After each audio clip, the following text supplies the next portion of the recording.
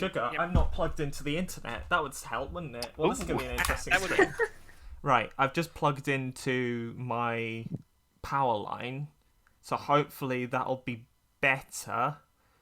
Where's my... my browser's right in front of me, so I can't look at Twitch. Wonderful. Wonderful news.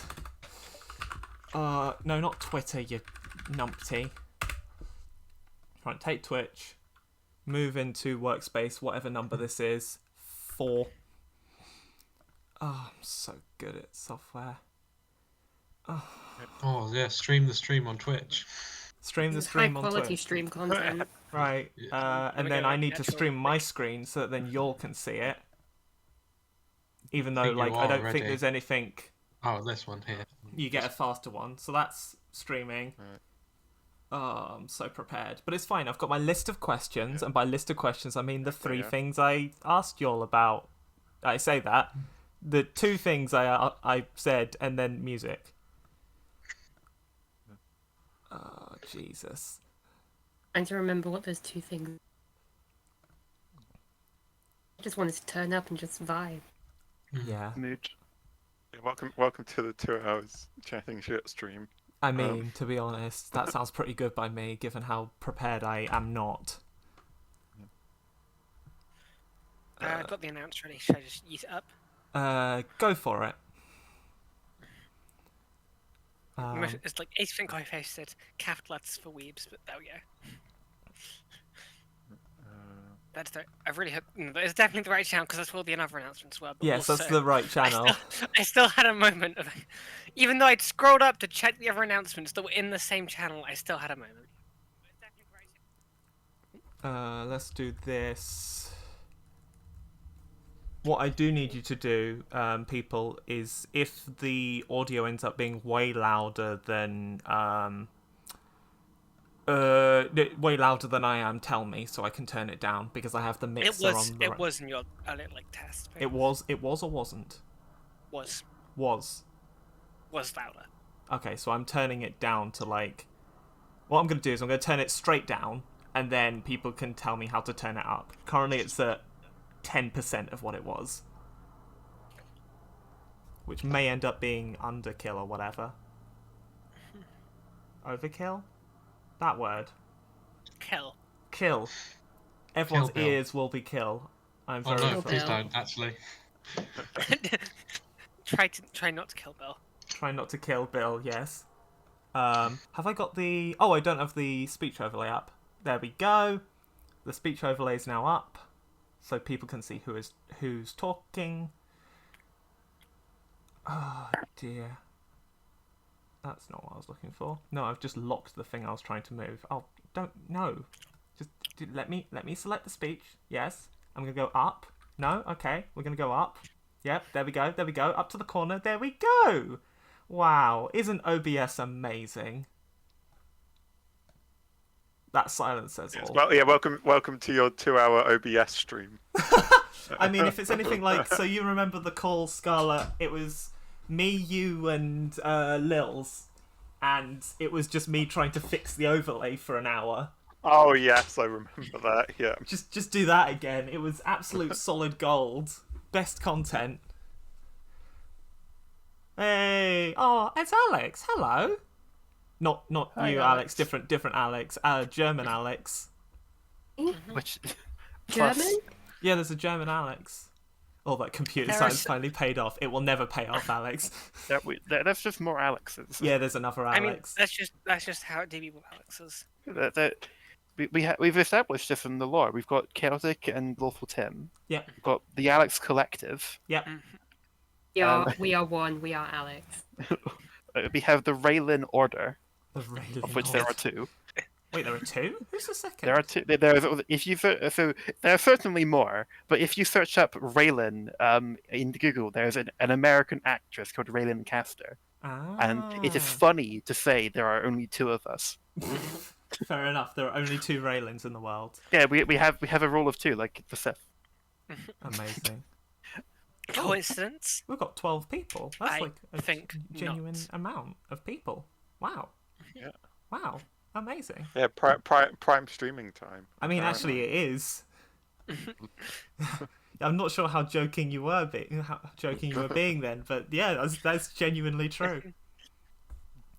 All right. The real neutral Tim was the friends we made along the way, and that is the true lesson of Work Tabletop Society. Yep. Which is code for no, we still haven't managed to grow another Tim. No, not yet. Neutral Tim really ever a Tim though? Lord of the Tims. Real neutral Tim was the friends that we made along the way. Nailed it. The real neutral Tim was inside the suitcase. Okay. Shall we pretend to have something useful and start? Because this is going to be very informal. Let's be real. Sure. Let's start Where the do we stream. start?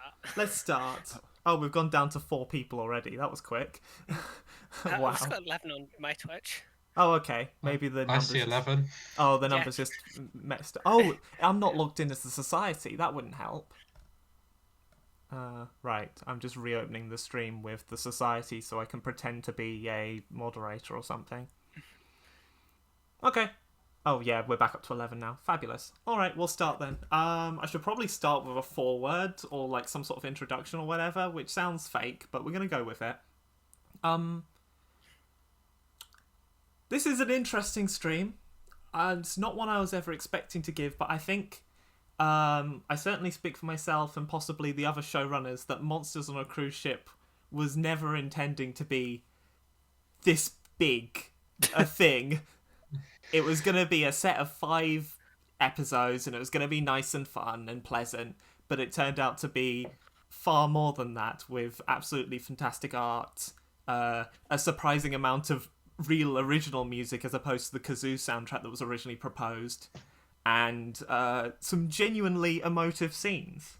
Like, it's absolutely ridiculous. And because of that, a lot of work went into it, and this stream is going to be talking about the work done by both the players and the showrunners, what they did, like their backstories, the sort of cool stuff they were thinking of, their expectations coming into the game, and like our expectations of showrunners as to what we like. I don't want to say expected the players to do, because anybody who's ever GM'd knows that expecting the players to do something is a mistake. But still, the sorts of like why we did certain things and why we had episodes and that sort of or why episodes were designed like that and that sort of idea. The final thing I should probably say is, if you've not watched all 5 episodes of Monsters on a Cruise Ship, which are available on our YouTube channel that somebody will link to, I'm sure, this is going to be full of spoilers. I'm sorry. Give me like 20 seconds, I can go get the link. Yeah, brilliant, if you get the link.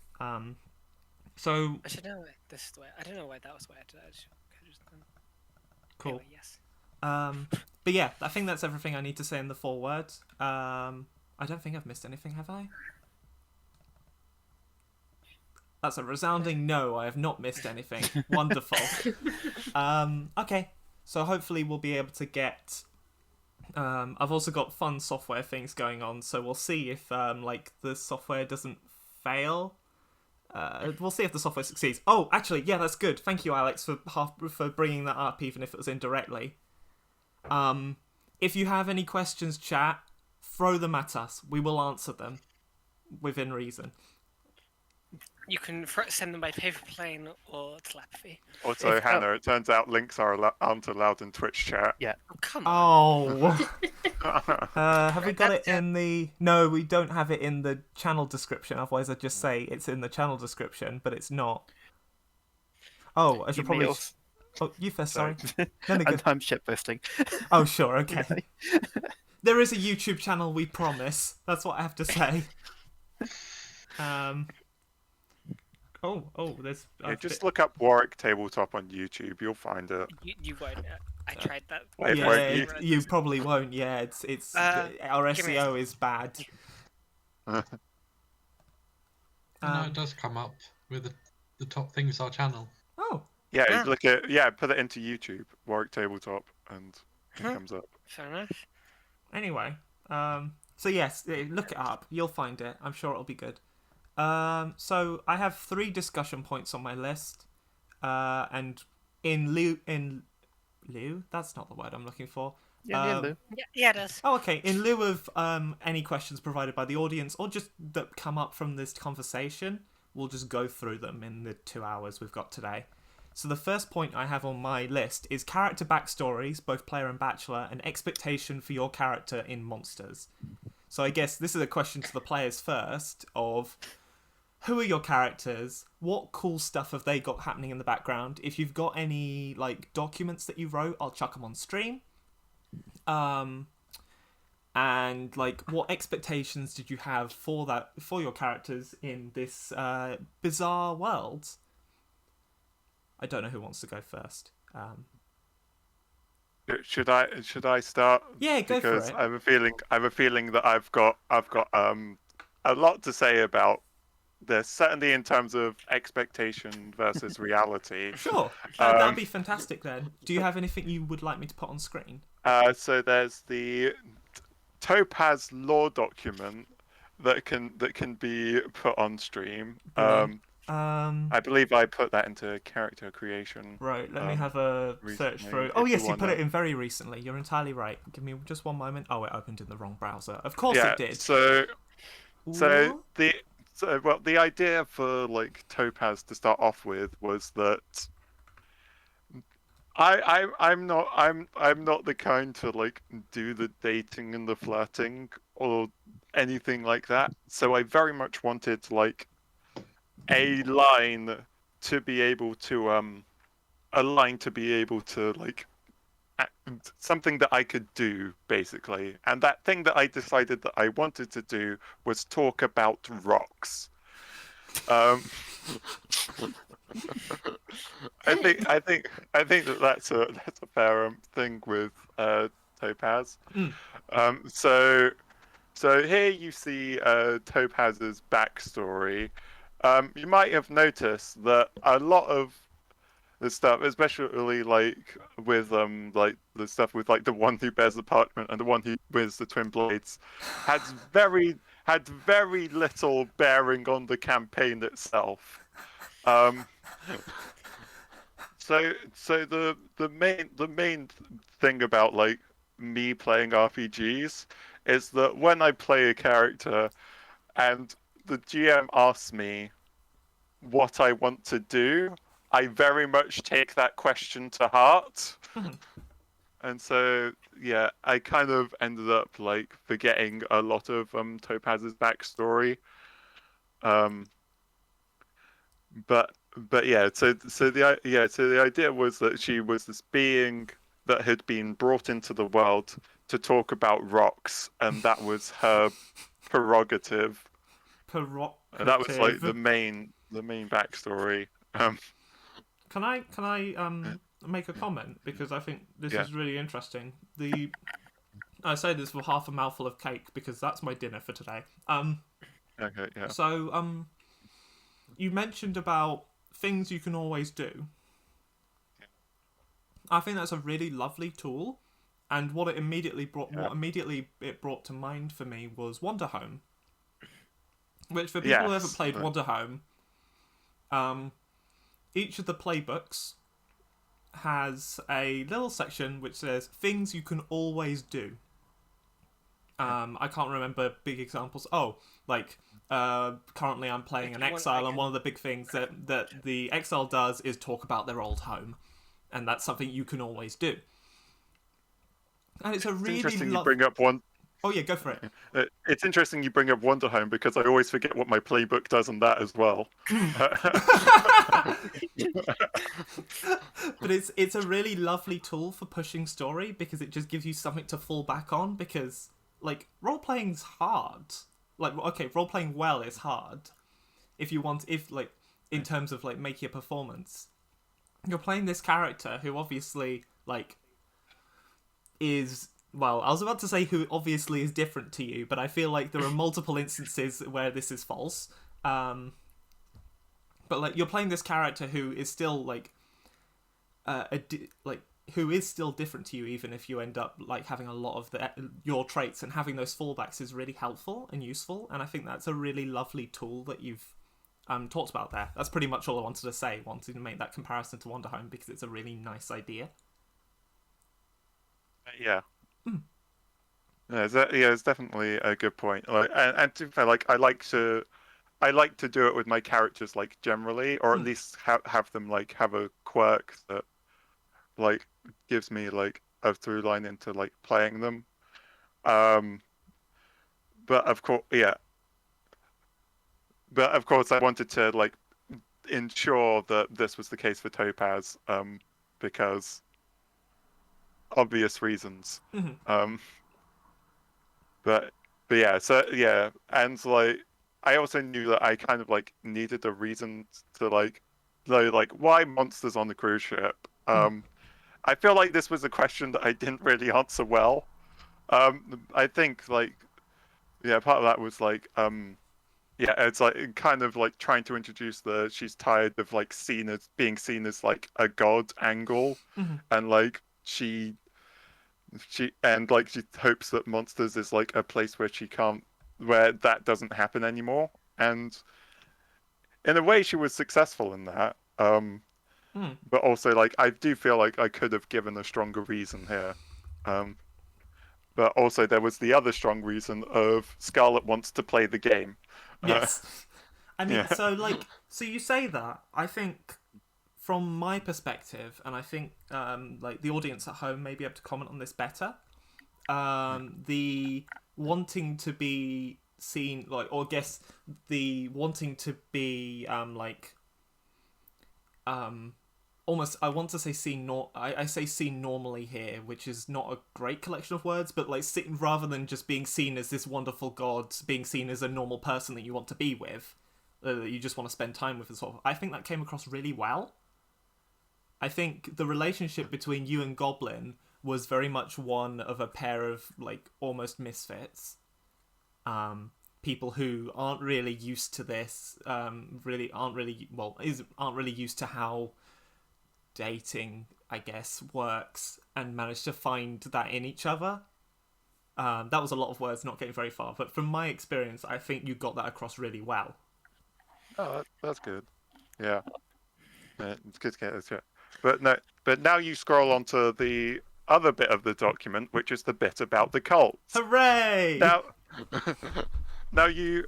Now I did a lot of overthinking about the cults. You may have noticed that this page has more than just the cult's names and pronouns on them, and thus contains more information than necessary. So yeah, you first. Sorry. Yeah, so I kind of had like this idea of like the cults like having this dynamic like with each other and with Topaz, and this arc of like them disappearing like one by one throughout the episodes until it was just like Ruby or Amethyst, and none of that happened. None of that happened at all. So I think it's a challenge. Yeah. And it's a challenge I've had, and I think I might end up talking about near the end, or near the end of this section when we talk about the Bachelors. Controlling controlling 6 characters, and giving them enough screen time to sort of get these points across is really challenging.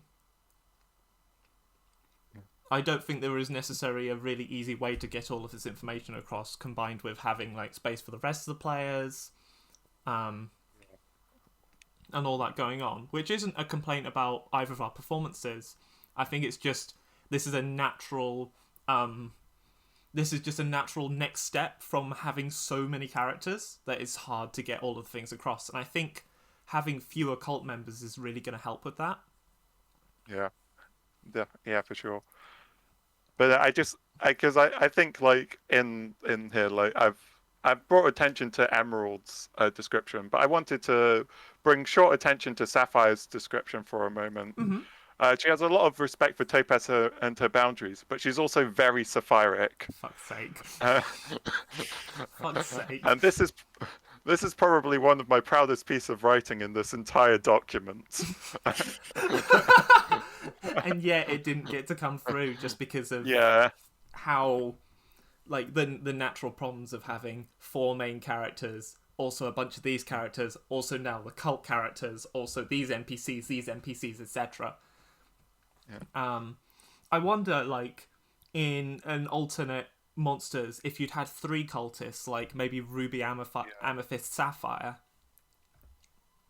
Yeah, it might have been. It might have Easier to been. do. I think 3 cultists would have at least been a little easier. But yeah, and also the fact using the ability might have helped. Sure, that's true. That's true. Yeah. But I wonder as well if there's some sort of space for designing more passive abilities for the cult. Yeah. Because they're super cool. Like, the Yeah. Unspeakable is one of the best playbooks in the document, just because it's so cool. I love it, and it would be really great to get the cult, and I think the goblins suffer a similar problem, more room to be there. I definitely think that would probably help. Yeah. Because but yeah, there is also the thing of like a lot of the focus on the game is mainly between like the relationship between like the players and the bachelors, or like with the players and each other in some cases, not naming any names. But like so it's harder to get like these NPC characters in. But yeah, definitely reducing the number might help. But yeah, I really enjoyed Topaz as a character. I'm just gonna. I think at the end of each section, I'm gonna talk about the things I really liked, and I really liked Topaz as a character, not just because she had this fantastic arc, like she had a really wonderful arc working out, like finding her like relationship and getting essentially what she wants while still doing ridiculous stuff. Yes. Like, you really, one of the things that I really enjoyed about GMing for Topaz particularly was just the ability, like, she was not afraid to cause chaos, but yet was still doing stuff towards the goal, and I use goal in quotes because, like... This is what I was kind of trying to do with Topaz, is I wanted to cause chaos, and I wanted to subvert things, but I didn't want to totally fly in the face of the system. Yeah. Like, I think you did that perfectly. Yeah. Absolutely. Yeah. That's my rating on it. I think you did that really, really well. And like, yeah, I loved how you played Topaz. That's it. That's what I have to say. I think you did fantastically. And that's what I really enjoyed Topaz for that reason. I mean, I really enjoyed all of the characters, but I enjoyed Topaz for that reason in particular. But yeah, is there anything else we should talk about? Oh, expectations. So there was a whole thing of like, I wanted to get in there and talk about rocks. And I think I did that in the first episode. You did it in a couple of episodes following. I mean, I did it in a couple of other episodes, but like there was the thing of like memorizing rock facts and like giving them, and like it was generally being a nerd, and like that kind of disappeared after the first episode because I became more focused on like other things. Sure. And also progressing towards my goal. But and it certainly became a more chaotic character. And like I said, I had like stuff in mind for the cult that didn't come to fruition.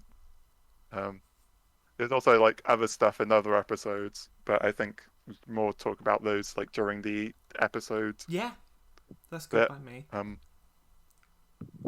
But like, I thought Topaz was as I said, they were all good characters. Topaz was cool for the reasons that you've talked about, and also I still can't get over one who constructs mountains, one who bears the parchment, and one who wields the twin blades. Like, fuck's sake. Okay.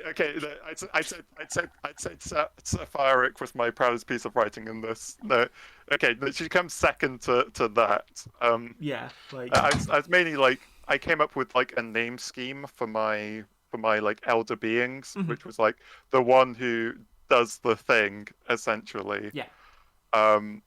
and like I wanted to get a rock paper scissors joke in there so bad, and this is the way I ended up doing it, was having this conflict between the three gods in my backstory that didn't even matter that much to the game apart from like one fact in the first episode. Like, May I add something? Yeah, go for it. I am so glad I did not get it immediately.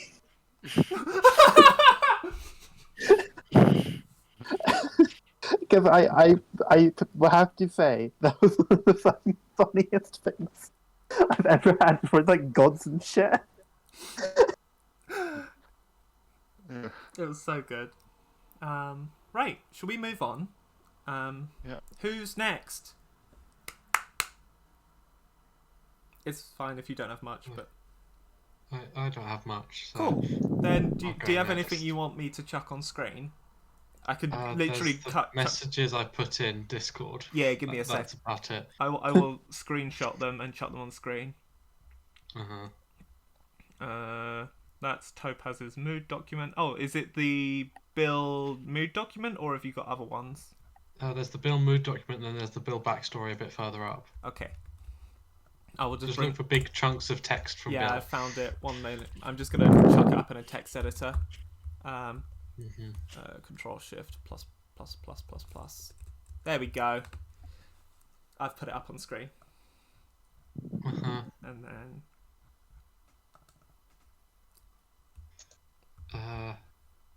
Yeah. So. And there's the thing that you put in the other thing. It's fine if you don't have much to say, like.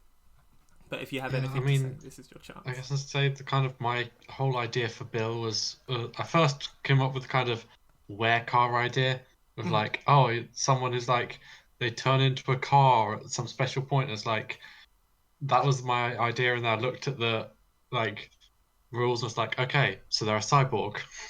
Yep. And just decide like, well, if they're a cyborg, they're going to be like 100% metallic, like. They're probably going to be quite hard for them to like have proper emotions and human things. Like, why would they join a monster cruise ship? So I just decided, they got a virus in their system and then woke up later, and they apparently got onto the TV show. Because just as you do. As you do, you fall asleep and then you're on a TV show.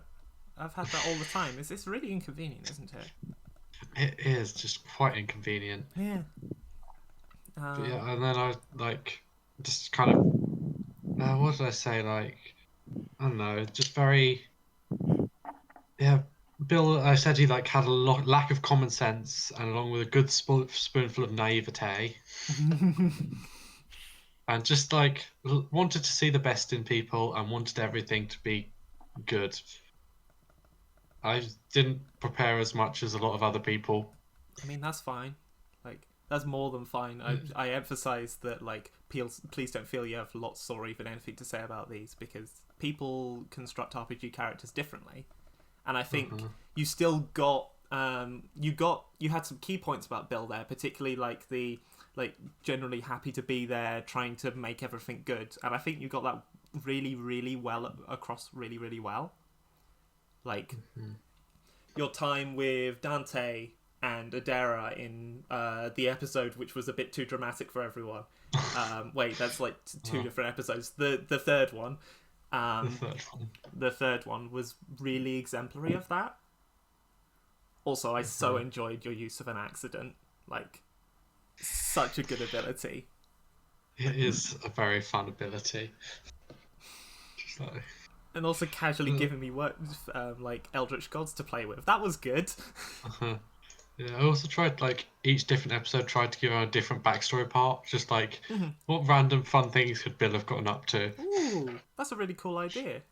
So is that in part with your spotlight point usage, or also with how you act?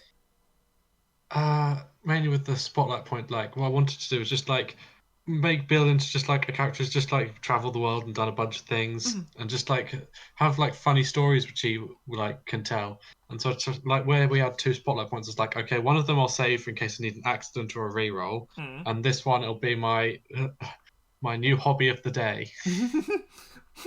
They were great. Like, I think that's no surprises to no surprise to the people who've played Blades in the Dark to say that the idea for that kind of ability was stolen from Blades of the Dark. Shock and awe. Terrifying. How could they do this? But I think it really shows the strengths of those kinds of abilities to like sculpt your backstory around what's going on. Mm-hmm. And that was really cool. Like, your silly descriptions of, oh, I'm here, and like, oh, by the way, I did all of this stuff, and I have my secret agent training or whatever. It's just, like, amazing. Yeah, it's just like thinking of just what fun thing could Bill have gotten up to, which will somehow like relate into this event that's happening.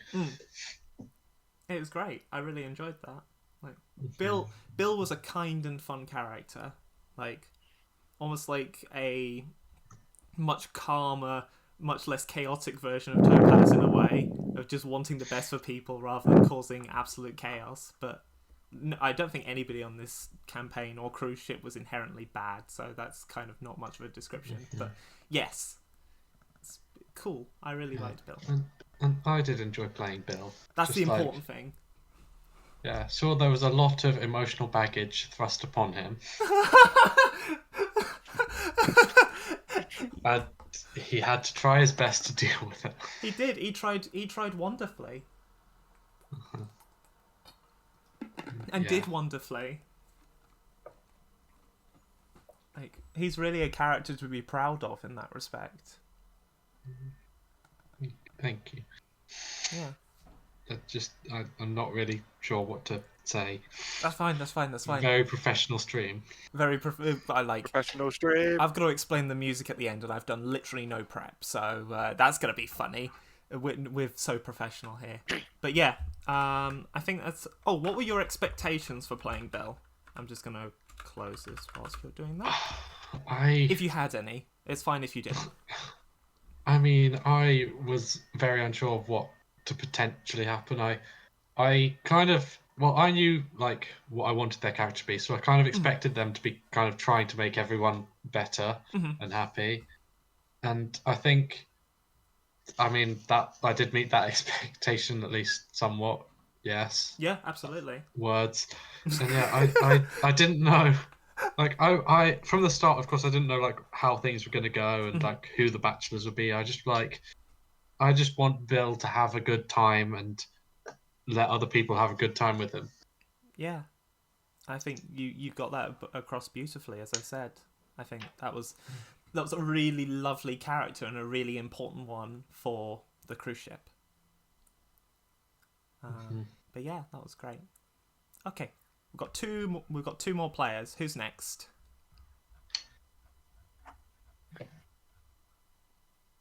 Happy to give it a go. Yeah, that's good by me. Do you have anything you want to show on stream?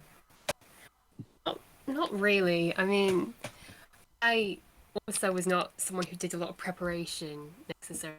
Most of what I have is in my brain. Cool, that's fine then. Yeet it from thine brain, and I'll put up a temporary graphic or something. Preparation for both this stream and every stream is just thinking in the shower thing. Evie is a character. Full screen. Zoom, zoom, zoom, zoom, zoom. There we go. Oh my god. There we go. Beautiful text. Go for it. Right.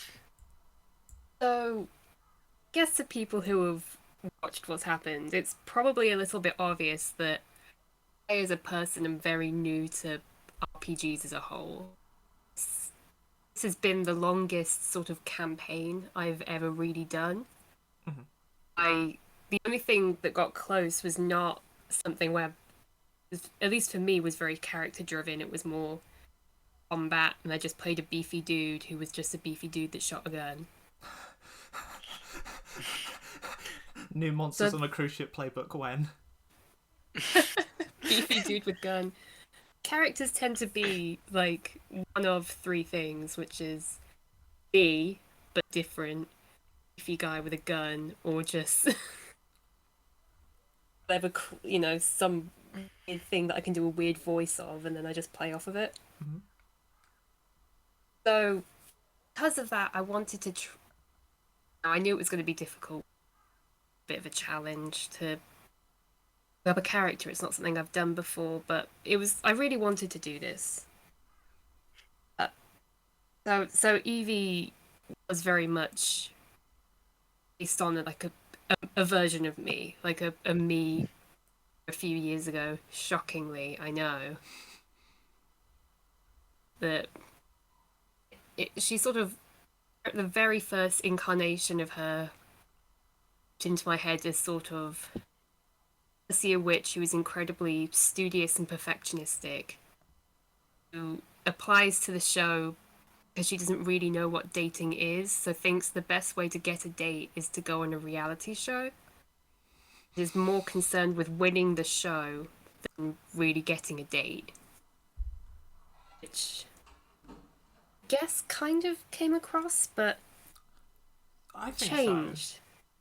I think it came across to start off with, like, particularly with your studiousness, taking notes at every opportunity, and like in a way at the start I feel like, and tell me if this is a wrong reading, you were kind of swept off your feet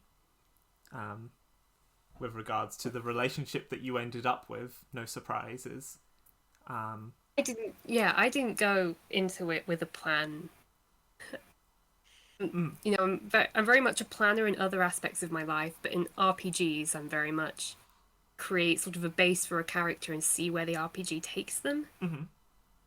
And, you know, I wasn't trying necessarily to flirt with the hot vampire, but when you put it like that, it's just like, I wonder. But yeah. And when it started to happen, I was like, perfect, okay, let's see where this goes, I guess. And another thing about Evie is that I also I always planned for her to be in kind of the middle of breaking away from her family. Not yet at the point where she's confident, her own person. So she's still kind of afraid of them, but in a way still reliant on them. Mm-hmm. Still working out who she is, but she is still markedly different from who she used to be. That was something that was kind of nice to explore as this person who is acting basically anxiously constantly. Feeling like she is literally being watched by... She's on TV. She has no idea whether her family are going to find her this way. She's balancing the sort of impulsiveness and quirkiness that she has in her all the time, but also the fear of, how am I going to be perceived? What a mood. Am I going to be perceived? Me be perceived? Crazy.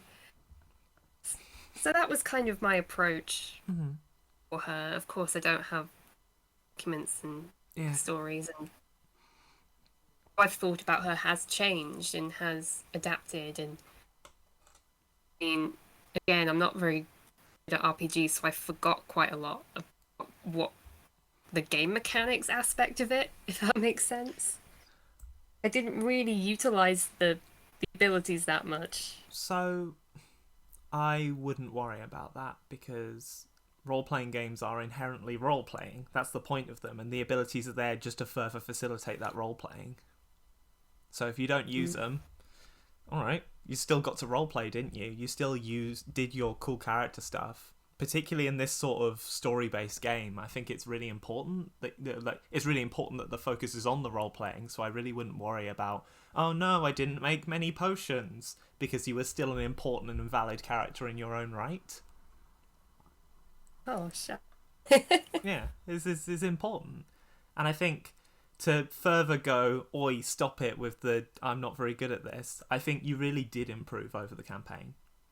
Like, particularly, as we discussed in our private chat about, like, the elements of your parents and how to sort of get that across, which you did a bit in the last episode, and we can talk about that more when we talk about the last episode later. But I think you really did get more confident about it, which was really good. Yeah, I mean, my experience of RPGs has been, this is how the world is. You create your character within that world. No leeway. So I kind of came into this with the same expectations, but I wish is in, I did a bad thing. Mm. I could go back and do this again, kind of let myself be more free to say, I want this to be a part of the world. I want this to be wrapped up in my character, Yeah. Sorry, I'm just completely off mood seeing Aries' message about eating too much cake. Amazing. Sorry, let me focus on the mood again. So like, Oh, it's alright. no, it's okay. It's I want to say something good, but I chocolate shortbreads are funny. So I think I want to comment here briefly on world building from the GM perspective and from my perspective as a player in other RPGs. I think, like you and like James, I didn't really I don't tend to write long things about characters or like have big documents planning things. We'll find out later that the planning for each session is somewhat short. But like a lot of how I GM and a lot of how I play is very permissive in that a big part of like I have maybe one or two little character ideas and then just sort of very much go with the flow when I'm playing, and then when I'm GMing I want players to suggest stuff so I can build the world with them rather than having, here is the epic fantasy world of monsters on a cruise ship, which isn't really an epic fantasy world, to be honest, now I think about it. So I think like flying Take through its own way. Yeah, it's like having these small ideas and just going with the flow with them is incredibly valid and incredibly reasonable and really helpful, as well as having these big ideas of what you want to do. Like a good GM will take all of those ideas and help you facilitate them. That's their point. Their point isn't to like dictate everything to you. Their point is to facilitate your storytelling and your ideas. So I think the point I wanted to make is that it is valid to approach world building like that. Even if you have like one big idea where I would really like this to happen and the GM goes, that's amazing, let's try and make that happen. That's great. It doesn't have to be your whole life story. It just has to be, I want my character to grow like this. And you did that. You had the little idea of being slightly further away from your parents, the whole having less of a connection to them because you've changed from what they wanted of you. That was a really good idea, and really like I enjoyed and found it really beneficial to help facilitate that. And thank you for doing your job as a GM, as you would say. Yeah, that's what I would say. It's about being permissive. I think that's the real success of this campaign. There was one point where I was worried I was being too permissive, but I think the real success of these kinds of this campaign and these kinds of games is the player wants to do something. You have to have a very, very good reason to say no. I think there's I can't remember who said that. Hannah might remember. I feel like Grant Howitt might have said something about having a very good reason to say no. Yeah. It's just good RPG advice. Yeah, but like it is about generally having a very good reason to only saying no if you have a very good reason, and helping the players tell their stories and being like, yeah, or yeah, but, or yes, but you might want to do this, is really good. And that works with short ideas and long ideas and everything in between. So I really wouldn't worry about not having documents or just having one small idea that you want to cultivate, because with all of the characters we've had, that small idea has been a really great one. Like, I told you about Topaz's arc, and like we talked about Bill being like a kind character that wants everyone to have a good time, and Evie with wanting like this idea of kind of trying to step away with what her parents wanted her to become. They're all really lovely ideas to play with, so I wouldn't worry about having big documents or whatever, because yeah, it went really well, quote unquote, despite not having these big documents. Thank you. And as we'll see, my planning was similarly small, and yes, sometimes to my detriment. But we'll talk about that when we get onto the other bachelors. Is there anything else you'd like to add about Evie, or should we move on to Octavia? One thing I'll add quickly. Yeah, Another question. Will we be doing an Octavia brief discussion point? Because I feel like What, just how talk about Evie and Octavia, you kind of have to bring them together at some point. Do you want to, how about we talk about Octavia, and then briefly we talk about your two relationship as players, and then go on to the episodes? Does that seem like a sensible plan of action? Mm-hmm. So?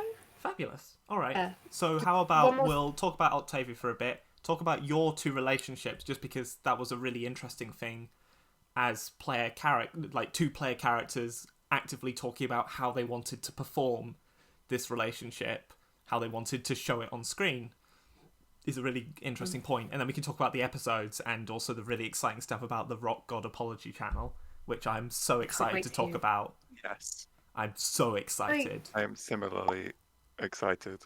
All right, in which Let's case... discuss one thing quickly. Yeah, go for it. I just wanted to say that, like, at one point while I was thinking about Evie, I sort of I'd proposed the character, there was art already. I had the thought of this storyline of her pulling away from her family might make sense as a trans story. Mm-hmm. I kind of ummed and ahed about being it. And I thought, there's some reasons for it, there's some good and bad. I eventually didn't go with it, mostly because this was a story about queer joy, about these queer trans characters living lives that weren't as impeded by these sort of real world issues. Mm-hmm. This was something that I did consider in my playing of her, and I think is a very valid read of her. Not something I went with in the end, and just wanted to kind of put that out into the world that there was a consideration there, and I think that would be a really nice read of her. I feel like what to say on it, but I've kind of drawn a blank. No, it's really fair. Like, there are many sad stories about... Oh, there we go. Lil's read her as trans. There we go. Boom, bang. You did your job. There we go. Like, there is no shame in a character not being trans. However much it's just like, but every character is trans unless otherwise said. Haha. It's like, that's not how it works. But also, there were trans elements of that portrayal, and I think that's really cool of you to both think about that and, like, bring that up in your playing of her.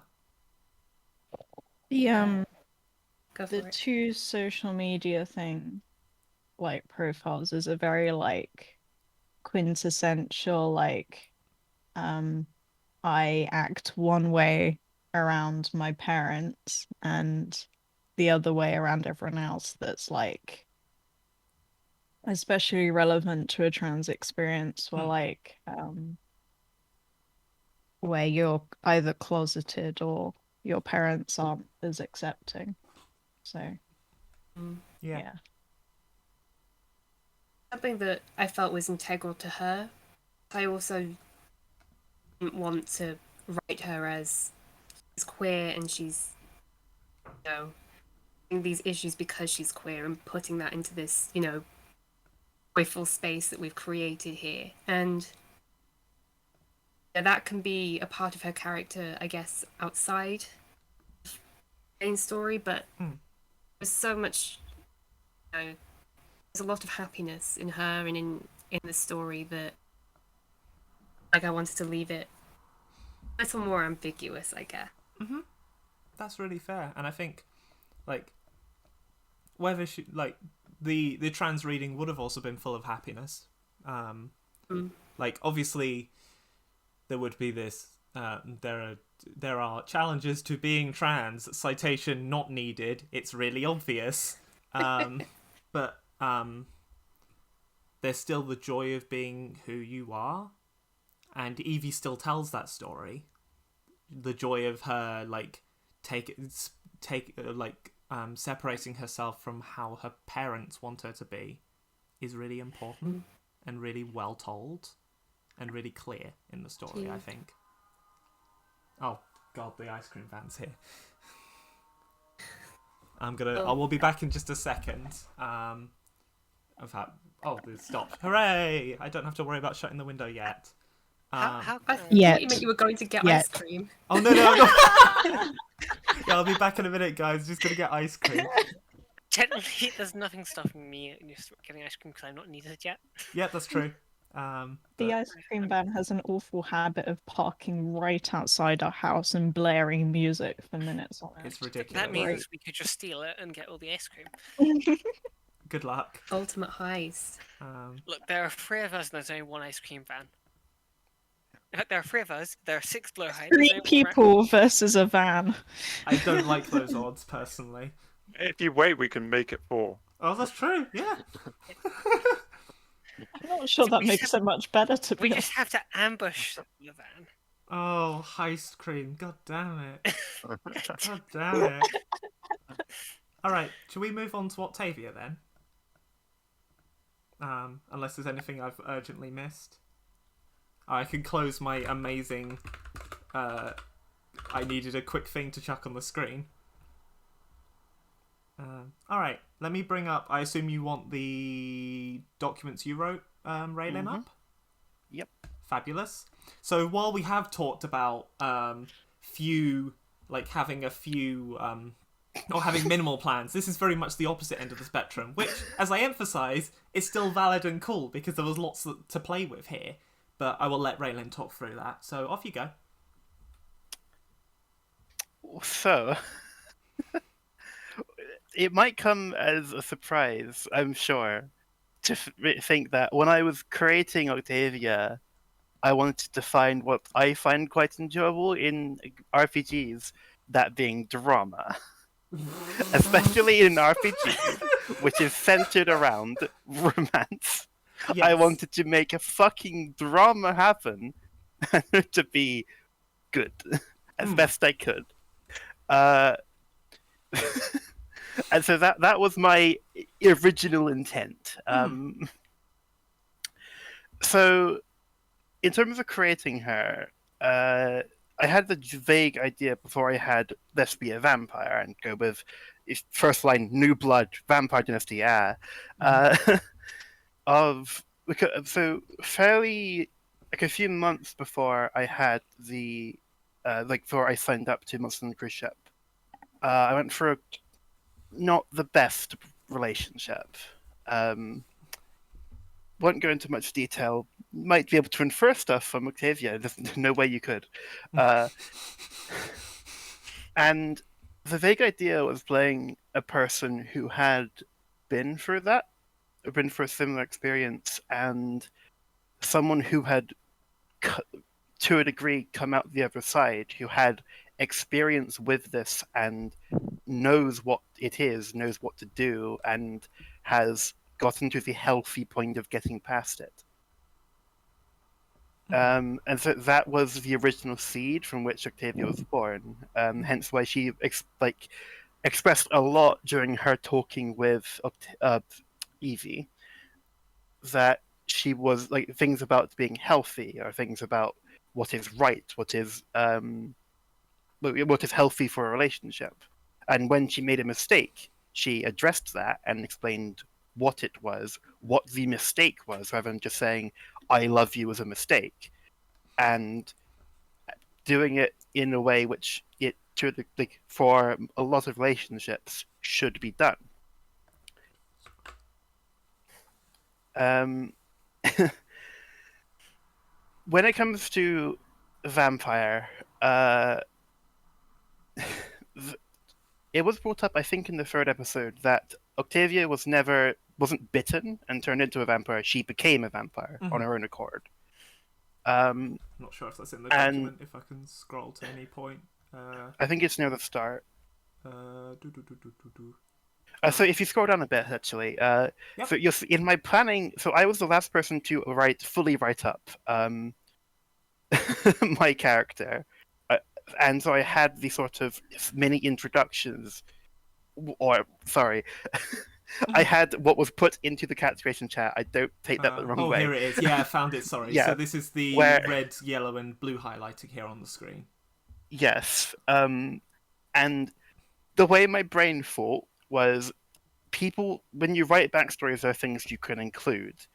And I can see these in all of like the different sections of what other people have written. Mhm. And I can build off of the key points of each of these to make my description. And only once I'd done it, and I realized when I put it up like this and shared it with people, it looked like I was doing a massive bit of one-upsmanship. Yeah, and just to be clear, the Topaz bits in this document are what I put in the character creation channel rather than what Yes. I put in the Topaz lore document. Yes, so this doesn't contain any hidden bits from any character Yes. that we've sort of discussed so far today. And from each of these points, I wanted to make a character who had, because vampires traditionally are meant to represent parasitism and political stuff, and I Yeah. wanted to have a character who had some of the same vibes but being different. It's not a character who is like was taken into this and being an idle actor. So it was not much addressed in the show, apart from the massive flag behind her. But Octavia is trans, and it is within this. She did not she's over 600 years old. She found her own path to, I guess, HRT herself. And in a similar vein, she as was sort of addressed in the final episode, she didn't really vibe with mortality, and decided she didn't want to deal with it, and did vampirism, and she made it herself. She was not inducted into it, and for her character, bringing in the kind of person this could be, of a very strong personality, who would go out of their way to talk to people just because they are curious. Mhm. And the core drive of her being curiosity. She wants to know things. Yeah. And she found out things with becoming a vampire. That's hence why she was she had +2 clever. And even though, whatever. And so that's why I did try and make sure that, not make sure, but I went out of my way to talk to people with the other characters, just because I think it's what Octavia wanted to do. She wants to speak to this person. Yeah. So it is to a degree hard to talk about that without discussing Octavia. And Yes. before we get to that segment, Yes. when it started, so it started in the first episode, in part because I felt like Octavia would be, because Octavia, it more brought up in the character creation with deciding what flag she wanted to have, but she's a lesbian, and it did limit the options. What? To Trans so to lesbianism? speak. Never heard of it. Never happens. It's not real. Not real. Fake. Yeah, fake. Octavia's not real. Sorry. No, go for it. It's all good. And her starting a relationship so quickly, based on just the dice gods deciding to reward me for all of my fucking horrible dice fucking X-wing, was it gave me the opportunity to explore, not in just sort of the base level details of Octavia being a person who has experience with relationships, which none of the other players had. Oh god, yeah. But having it be of getting to the more like sad parts of relationships when people cry, when people need the shoulder to cry on, stuff like that. Of how she handled it and the way she tried to do it, even as someone who has a lot of problems. And as was quite demonstrated by her set of breakdowns throughout the show. Yes. Like with her backstory. Oh, you go. Sorry. No, you finish. With her backstory, to spell it out, what had happened was she became a vampire, and in that, the idea of in this world of vampires, I did not get permission to make. A vampire who had not been infected or inducted into any of the main sort of groups of being quite a big thing, and then like people trying to court her because that was the meat of the day, and she ended up meeting a childhood friend who turned out to be a vampire and married them over time, and then having definitely mirroring nothing in my life. No, never. You'd never do that. Having her in that relationship, which is never on screen, have a look at the start and to the end, thinking she had this wonderful life, and then being abused, to be blunt about it. She was quite badly taken advantage of. And I didn't want it to be a plot point of sort of like who did it, or no investigation, but it was taken care of by the vampire family.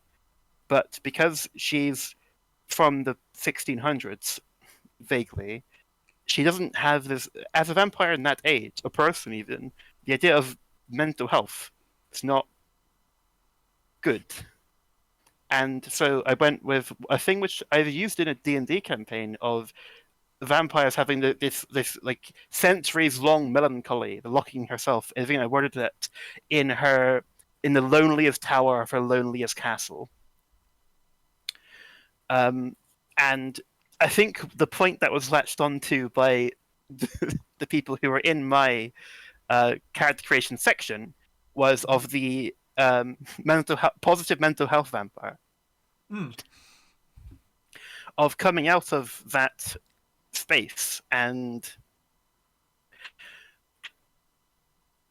seeking not just trying to solve it through a wacky adventure, but just by going to a therapist and getting getting into places where they can improve and have good things happen to them.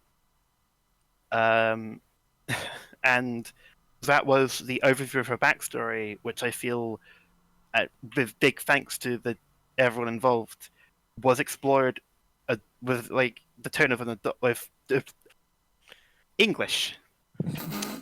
The tone of maybe English. I should try speaking yes. Maybe I should speak in Octavia's tone.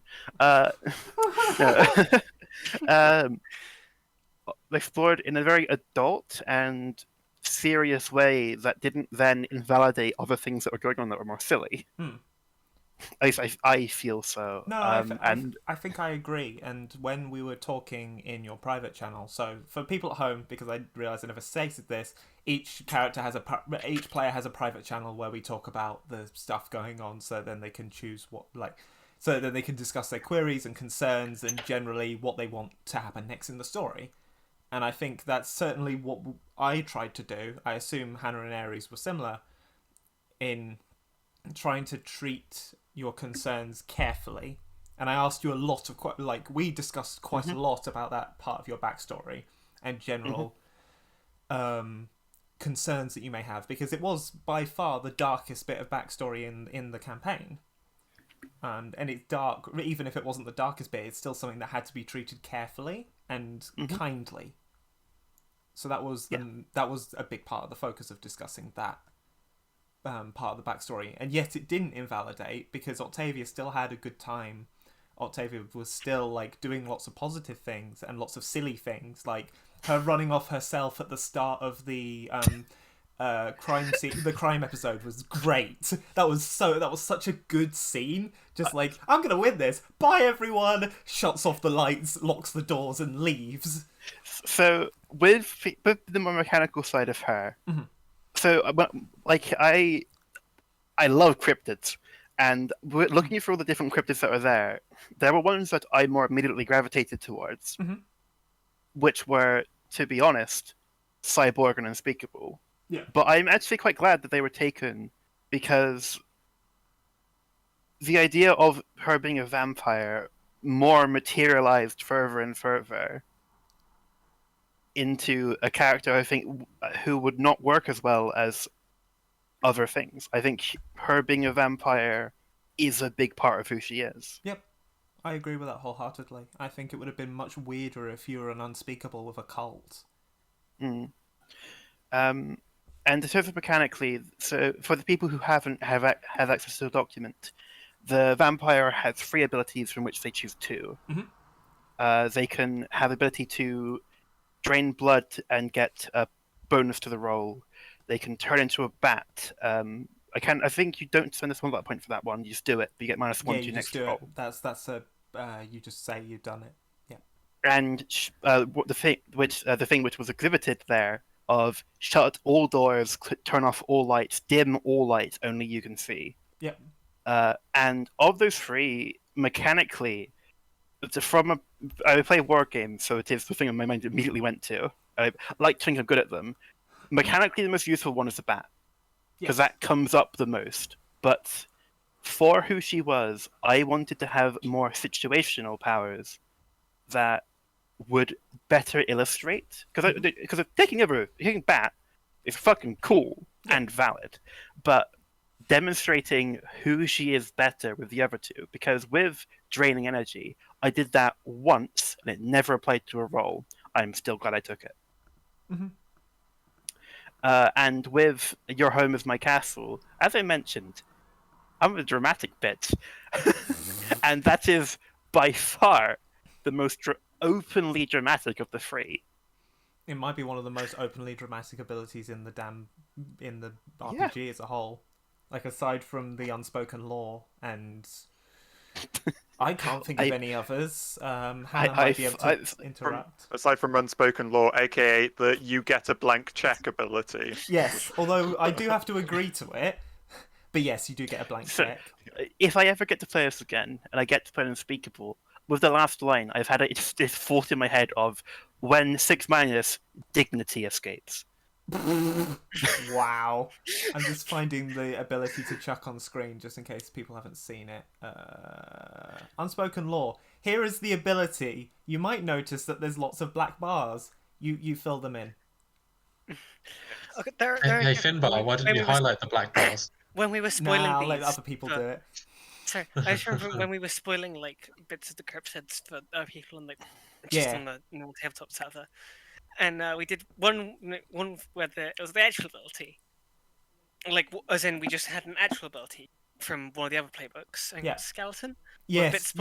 It was. I think I remember which one it was because it was the one that looked really. Oh, it's you've got a friend in me. If by friend you mean bone.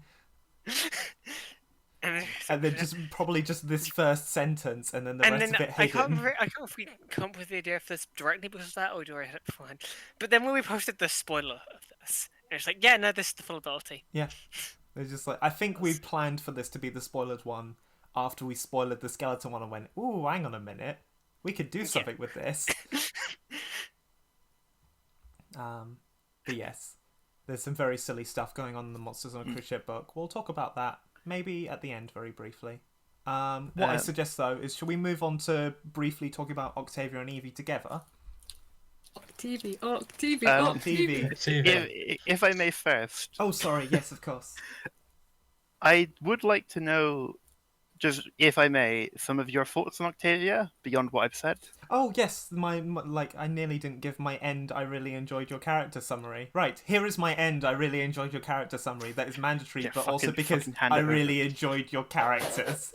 So, Octavia was by far the most dramatic of the group. This is an easy statement. She was the one who provided a lot for me to work with and managed to push the stories in wonderful ways I've never experienced before. Like, as a brief reminder, I'm a fairly competent GM when it comes to one-shots. This is my first ever campaign. which was also on stream. You know, setting the stakes a little bit high, huh? But like working with I guess working with Raylan is the correct statement here. To continue to sculpt Octavia's story was really cool. And I think Octavia, as a character, was really well played, enabled in getting all of those parts of the stories across. Like, for every episode, I think, you had some sort of thought as to how the sort of cool thing that you wanted to do, whether it was with Evie or because you had this part in your backstory or something like that. You were the definition of a really, really prepared player who knew the sorts of things that they wanted to do. And that was really cool to play with. I really enjoyed that. Also, your monologues were absolutely outstanding, and thank you.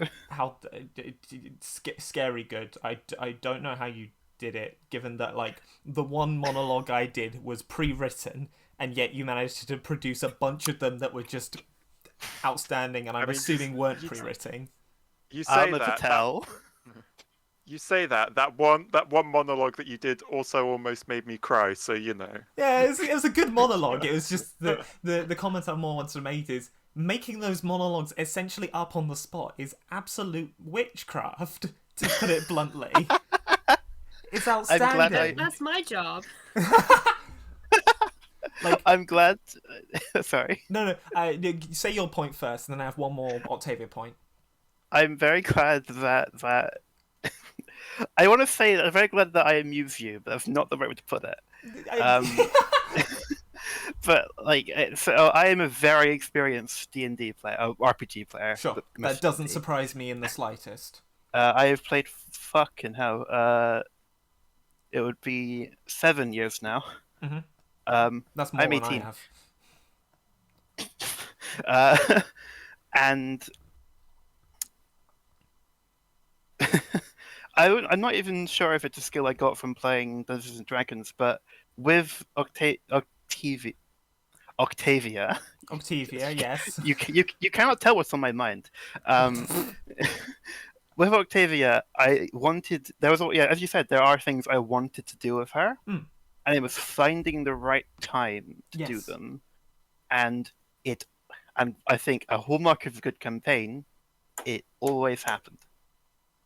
In my opinion, even if sometimes I did push for it at times, but that doesn't invalidate it. I don't think you even pushed for it that much, to be honest. I don't think it was ever unnatural. So I think pushing for it's the wrong word, but I made it happen, and it's more that the opportunity for me to do that was there, and that's just as important. Yeah. So thank you for that. That's all right. I mean, like a big part, and what I alluded to in my announcement after the end of the campaign very briefly is one of the things I really enjoyed about running this campaign, and one of the things that the players did really, really well was talking to me about what they wanted, all of them. Like in their personal channels, whether it was the little pranks, we'll talk about them later. The pranks were great. Whether it's the pranks, the descriptions, like ideas they have for the characters, wanting to get this sort of thing across. I really enjoyed that because it meant I could facilitate it. It meant I could go, right, I want to add this idea. Or right, my players want this idea to happen, so this is how I'm going to sculpt it such that this can happen. And maybe we'll touch on it a bit more with the episodes, but that was really fantastic. Just being able to do that was really helpful and really reassuring because it gave me story elements to play with that previously I was just going to be like, okay, they're going to get the best photo and the rest of the episode is to be determined. Excellent. Good. All right, that's planning for this week. All right, see you all soon. Like, having people's hopes and dreams to play with was really key to that. It was a conversation. Like, playing this campaign was very much as all good role-playing games was a conversation. It was building the story that the players wanted and facilitating that while including the fun bits of story that we had in our little back room. So yeah, should we talk briefly about Octavia? I think. Well, I have one more thing. Okay, one teensy thing, which is just I feel obligated to talk about it because the first bit of feedback I got from someone from my drama school about Octavia was her accent is so extra. I love it. Yeah. Oh, yeah. And I feel obligated to explain. Obviously, it comes from just Shakespearean-esque fucking around. Yes. But Technical term. Octavia, to briefly explain it, Octavia is aware of how she sounds and how she comes across. And she is aware that people find it amusing, and she likes that. And so when she says "I," it was never. So there was occasionally I slipped up. Sometimes it wasn't just out of character. It was her just because she doesn't. She thinks how she does, and she doesn't change how she speaks because people like it. It's a thing about her that she likes and people like, so why change it? Yeah, that's a good character trait to have, I think. Yeah, that's all I have to say really. So finally, let's talk about TV. What do you want to say? Because I think a lot of it's been implied about, but First thing, it was not planned. From the very beginning. Oh, no, it it was wasn't just planned at because all. the roles just went. Yeah, the roles shipped us. Yep. Like, after episode 1, of course, planning started to occur, or it might have been episode 2 by that point, planning started to occur, but that's because... It's an Octavia channel now. Yes, there is. The Octavia channel I created when you'd got to, like, 6 ROM, and I was basically like, so, that's, like, quite a high number. What do you want to do about this? Yes. Which was resolved, because you can see from the rest of the campaign. And I think it coming from originally just dice rolls. Yes, entirely. Was a core part of it in a funny and good way, role playing wise. It also relationships in RPGs are in general can be quite difficult. In this one, it is the onus of the game, so it is what you're expecting, but it was still what we did here with the Octavia channel. In a perfect world, it would be nice if you could have all of the relationship stuff resolve naturally with role playing. Of course. But as a general advice for relationships in RPGs, it is so much better if the people who are doing it talk about it outside of the game. Because relationships, both less so in an RPG because it's an RPG, and in real life, are very complex and very complicated. And things which are good for relationship should be good for both parties, not just in general. Which is a big part of talking in the Octavia channel, was making sure that it was stuff that fit both of the characters, who are fairly different people.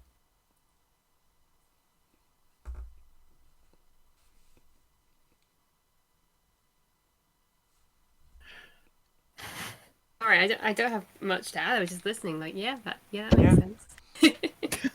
I mean, that just goes back into the fundamental bit of this campaign of everyone talks to everyone to make sure that they're all right and getting the bits of story that they want to get across. That was something that I really appreciated. As I said, I've never had to like a relationship in an RPG before, so having around Raylan to kind of go, hey, let's talk about this. It was good.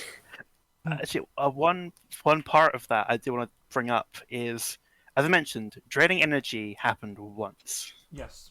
And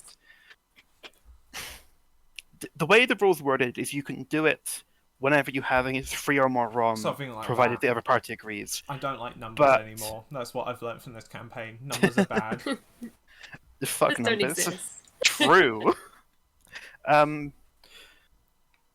With Octavia and the kind of person she is, I didn't like the idea that she would just go, oh yeah, I'll suck your blood. And that she had this system that I brought back into being her like dynasties thing. Yes. Of there are particular places you bite from to represent different things, which though not obviously not in that circumstance, was a thing in etiquette of like pull this with your right hand and blah blah blah. Yeah. and bringing that in and discussing what sucking blood meant to Octavia and how that could come into the game was a big part of the Octavia channel after I think I first brought that up. Yeah. And talking that through of what that meant was extremely important, and I think the outcome exponentially satisfying. Exponentially more satisfying.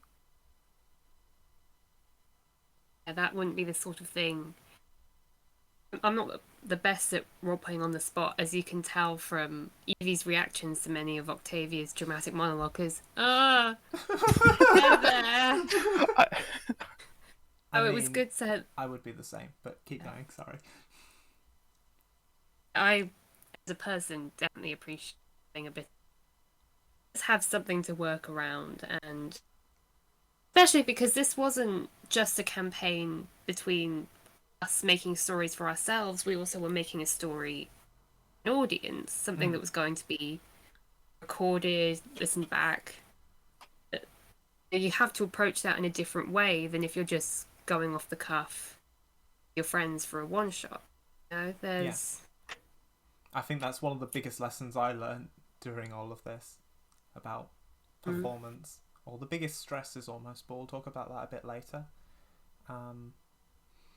It is challenging, and it's an already emotional system, already like one that is a challenge to play and a challenge to GM, and one that really talks about, like, I don't want to say difficult topics, because obviously, like, romance is lovely and wonderful and you have a great time and it's really nice for everyone involved, but like there are challenges as well, and like people were exploring their feelings in really mature and careful ways, which made for great viewing, but also like made for the players still feeling safe, I think.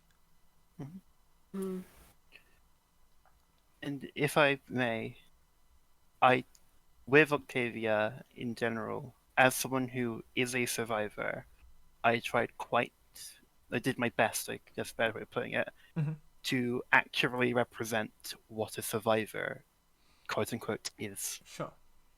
It's an important thing. Yeah. I mean, if I may for a moment too, I haven't talked about this, like, but I kind of knew some of where Raylan was coming from. Octavia and Evie almost became kind of a role reversal of me and Raylan in real life, because they've also had a not so great relationship quite a few years ago. They've already gone through the therapy and a few years out the other side. So I thought it was really interesting. Well, Evie's the one who's not really experienced, and Octavia is the one who, you know, has done the learning. And I thought that was a really fun, but you know what I mean. Yeah, I know what you mean. I joke about it a lot in the SOC and call people old a lot, but I'm only 18, and I am like, I spend a lot of time in the SOC with people far older than me, for 5 years on average, I think it is. Yeah. I'm turning 23 tomorrow. Haha, old.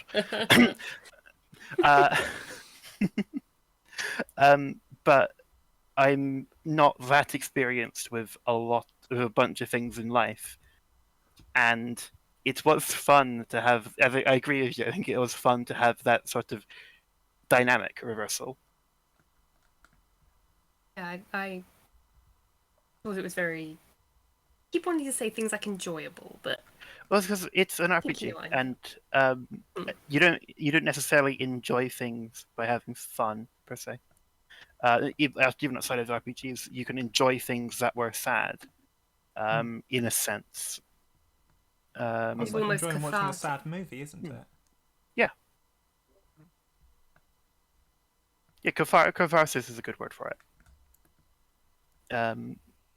And have already done this, but thank you for letting me have I think, the best relationship I've had in an RPG, or as a forever DM of 6 years. It's come up a lot. That's okay. That's Thank what you. this is for. Did not expect. Yeah, necessarily. you both did absolutely wonderfully, and I was really glad to be able to help facilitate it. With the effect it had on the game, I did like that. By episode 1, we had 4 on, which is a lot. Yeah. Wild.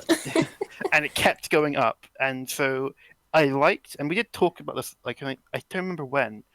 I liked that it gave me the dynamic to talk to the other characters as someone who wasn't interested in a relationship, and just wanted to be friends, and gravitating towards like Topaz, who, even though they don't, they're quite different people. They do have a bunch of things in common, especially because they're the 2 people in the group who are very old.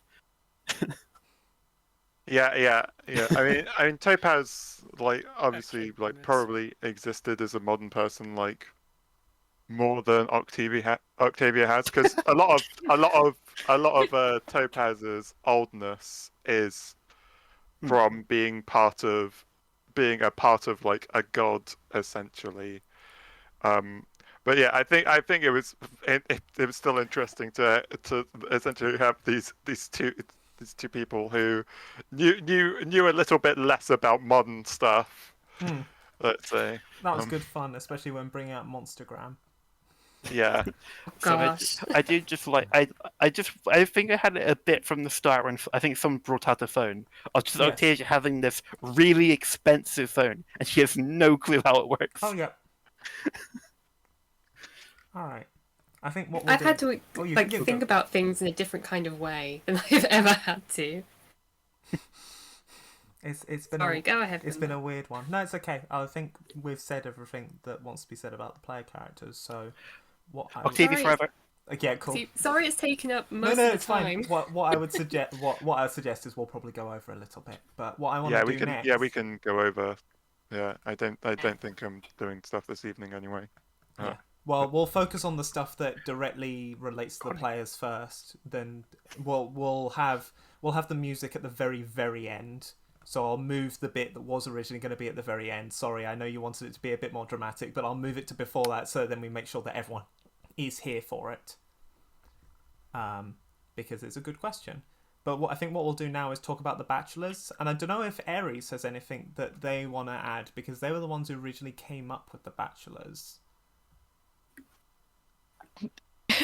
It was a very off the cuff, like, okay, what cryptids do we need to use that like haven't been claimed or haven't been used before? And it was a very like spontaneous, okay, here's what we can do with these cryptids. Honestly, like, I think I spent about like 5 minutes thinking about it. Oh, fair enough. Just threw some ideas out there. do you have anything cool to say? No, it was quick. Not really. It was, fair enough. yeah. That's fair. Yeah. Well, they were still very cool Sorry ideas. to be disappointing. No, that's okay. I'll just go through them briefly because in the box we've got Ares' original summary that they gave to me. So we'll start with Dante. As it says, pretends he's super macho, but was really a huge softie who completely nerds over some niche hobby he has that turned out to be like knitting and crocheting, those general crafts. He might pretend otherwise, but really he's looking for someone to geek out with who embraces his soft side and isn't judgmental of that side of him. It will not surprise anyone that Dante is trans. Shock. What? Dante is trans. Holy No. shit. It's not like I a wrote a whole song stars. about it. There was a whole song about it, yeah. Oh god. Playing Dante was interesting because obviously while I have trans experience by virtue of being trans, it's in the quote unquote other direction. So like he was an interesting character to play. I think Ares' introduction to Dante was really important in me being able to play Dante. Like, the sort of macho-ness, but actually secretly is just a nerd, felt like the sort of story I could tell. Particularly the fact that, like, you could play, especially particularly then link it into the trans thing of, well, that's what somebody might really shallowly say, oh, that's just what a man's like, right? And that's what Dante's dad believes, as it says here. His very overbearing father previously wanted his son to be queen of hell, but now he's entirely pivoted, possibly too enthusiastically, into wanting his son to be the manliest man and a ruler to surpass him. Yeah, it's like his dad's supportive, but like in a negative way. Not necessarily like negative. Like he's well-meaning. Yes, exactly. He's well-meaning, but goes a bit too far. As a bit of a shallow appreciation for what masculinity is. And as such, he was like fairly just trying his best to pretend to be macho when secretly, as was revealed, he liked sewing. And knitting and all that, and that was his thing, and that's what he really enjoyed and really wanted to do, which was great. As it says here, why monsters on a cruise ship? You need a partner to rule hell, so Dante's dad pushed him to sign up. Like, that sort of really simple thing of, he is a bit out of his depth as a manly man in big quotes, but he's trying his best to hide it, but had this arc, and I particularly thank Bill for this, because Bill was really able to help Dante through this arc of realizing that he doesn't need to be a manly man. He can be separate to what his dad wants him to be, and be like what he wants to be without compromising any masculinity or anything like that. So yeah, I enjoyed playing Dante.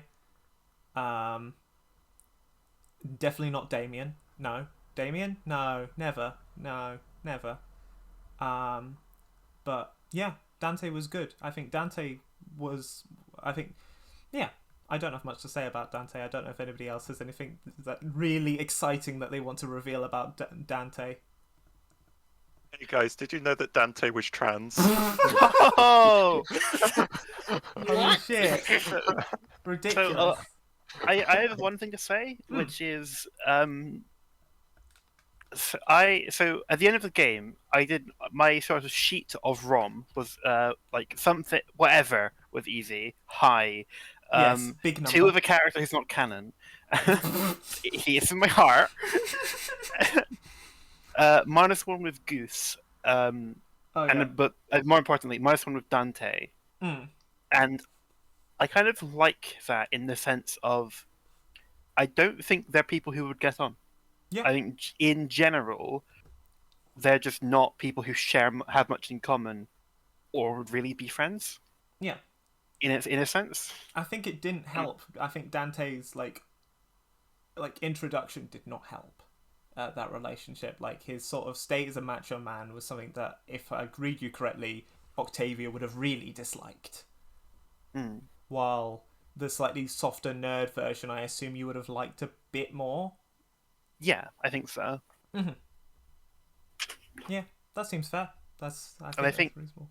Something which is a very real interaction that could happen is when I don't remember when it happened, but I think they lost a ROM when Octavia tried to compliment him.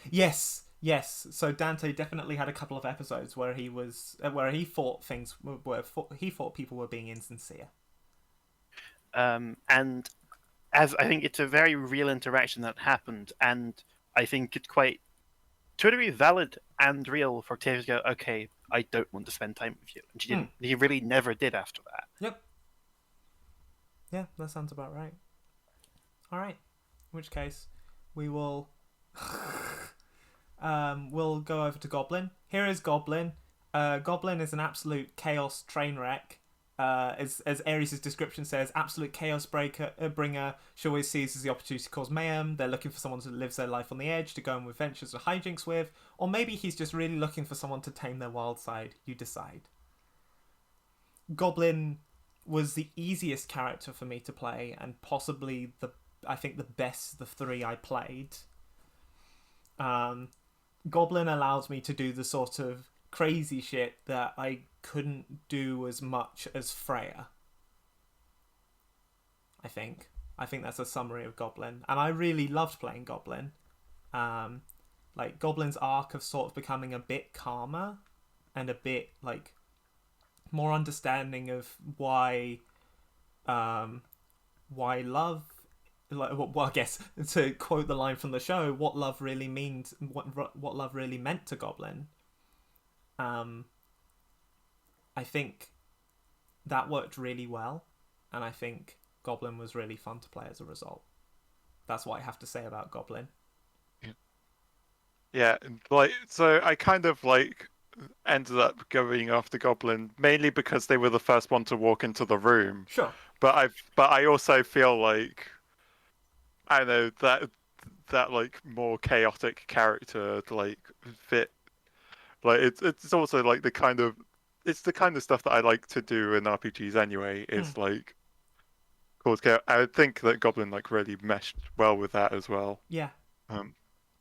Like getting the sort of I almost say emotional whiplash between Goblin's genuinely tender moments and Goblin found a can of petrol again was really fun. And also what I really enjoyed, as I said earlier, with your portrayal of Topaz. Yeah. It's like, yes, Goblin has found another jerry can. That's something that we should have for his campaign. Goblin jerry can counter. Yeah, I mean, we have the Goblin Graveyard counter. Oh, yeah, I was about to suggest.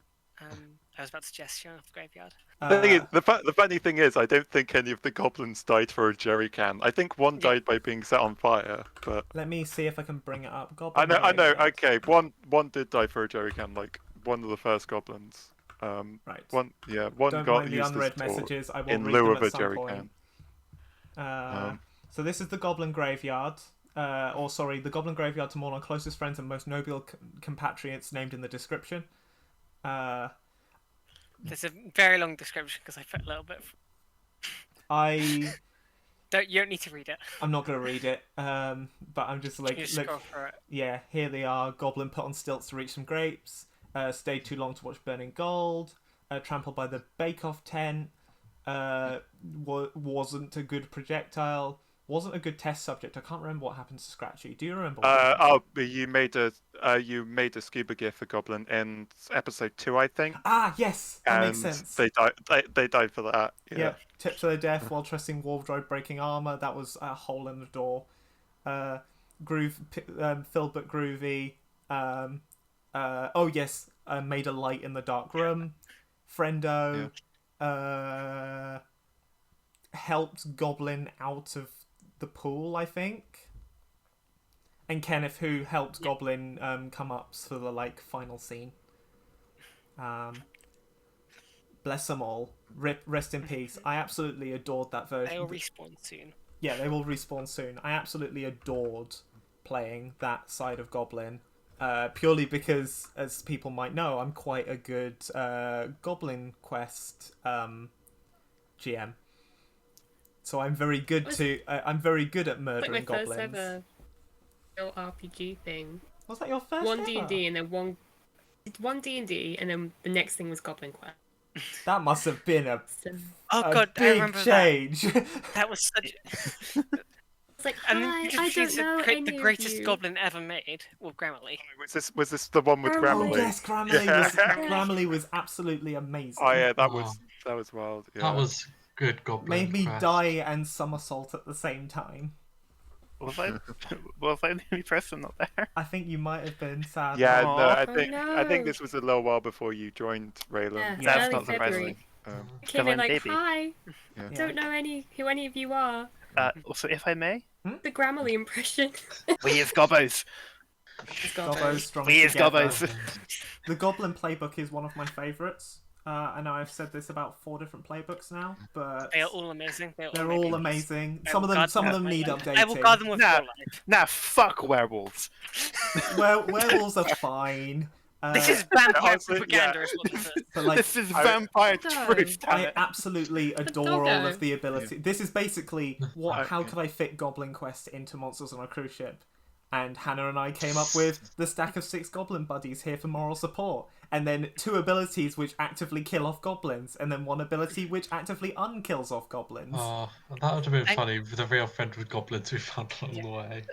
I didn't get a And- chance to use it, very sadly. I think the show might make not to talk game design at the moment, but make it a tower of D6 goblins because that's inherently funnier. Yeah, I think D6 goblins and making the last ability mandatory might be a plan. Well, to take from Warhammer, D33 goblins. We are not giving them D33 goblins. God, imagine the stack. Like you would just be on like you'd be next to the water park, and then the lifeguard would be like on their high chair, and then the goblin stack would be towering over them. They wouldn't be able to fit in most rooms. Well, not if you roll. Don't have to roll a double one. That's true. That's true. You've got like you can either have 11 goblins, 11 to 13 goblins, 21 to 23 goblins, or 31 to 33 goblins. And all of those are tall. Multiple stacks, but they're all standing on like one skateboard, so it is technically one. Oh yeah, that's, yeah, that works. A conical stack, not a vertical stack. Amazing. That's Ooh, a pyramid. That's not a stack. Final, Sarah. Speaking one as to a talk about. orthodox goblin stacker. An orthodox Wait. goblin stack. Sorry, I just wanted Outstanding. to say that. I have no further point. Yeah, fair Excellent. enough. Let's talk about Adara for Let's a talk while. about Adara briefly. He deserves better. Z Yeah. Z absolutely deserves better. Dara was a variety of things to me. One, I had to learn how to use Z's and pronouns. Thanks, Ares. But also, thanks, Ares. You're welcome. You're welcome. Adara was the character I probably was the least confident about playing.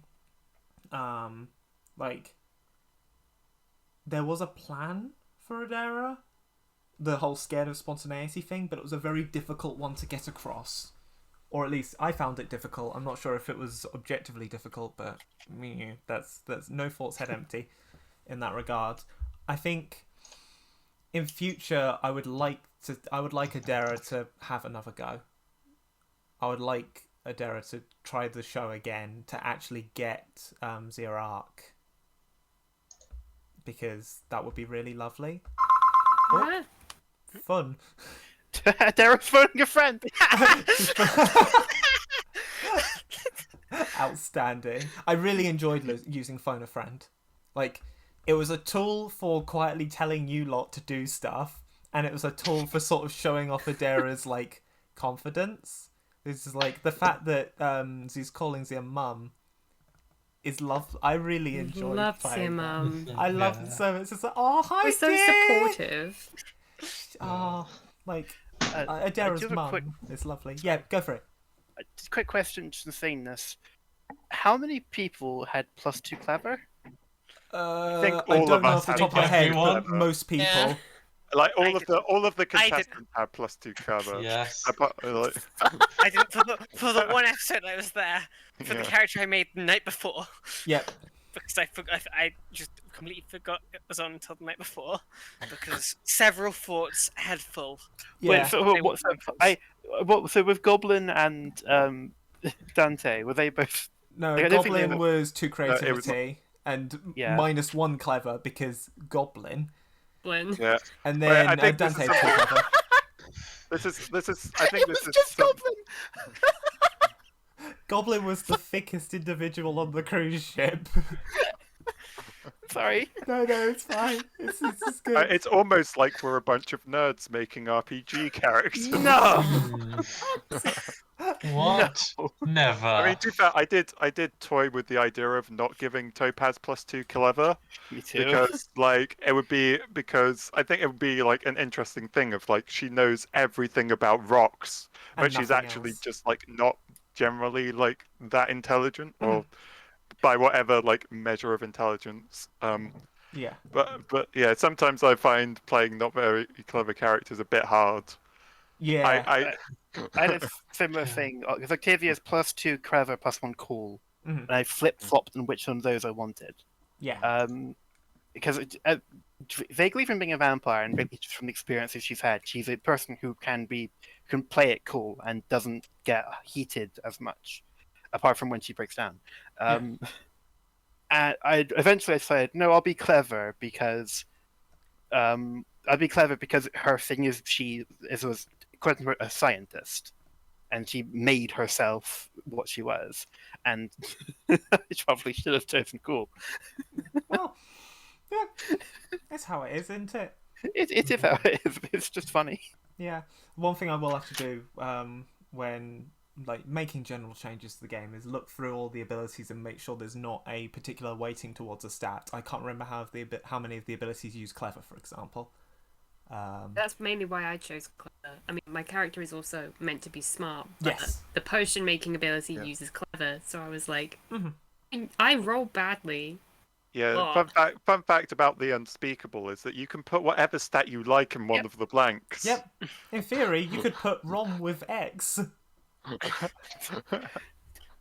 With Videra, though, sorry to sidetrack. No, go. So I liked interacting with Videra in the earlier steps because I did.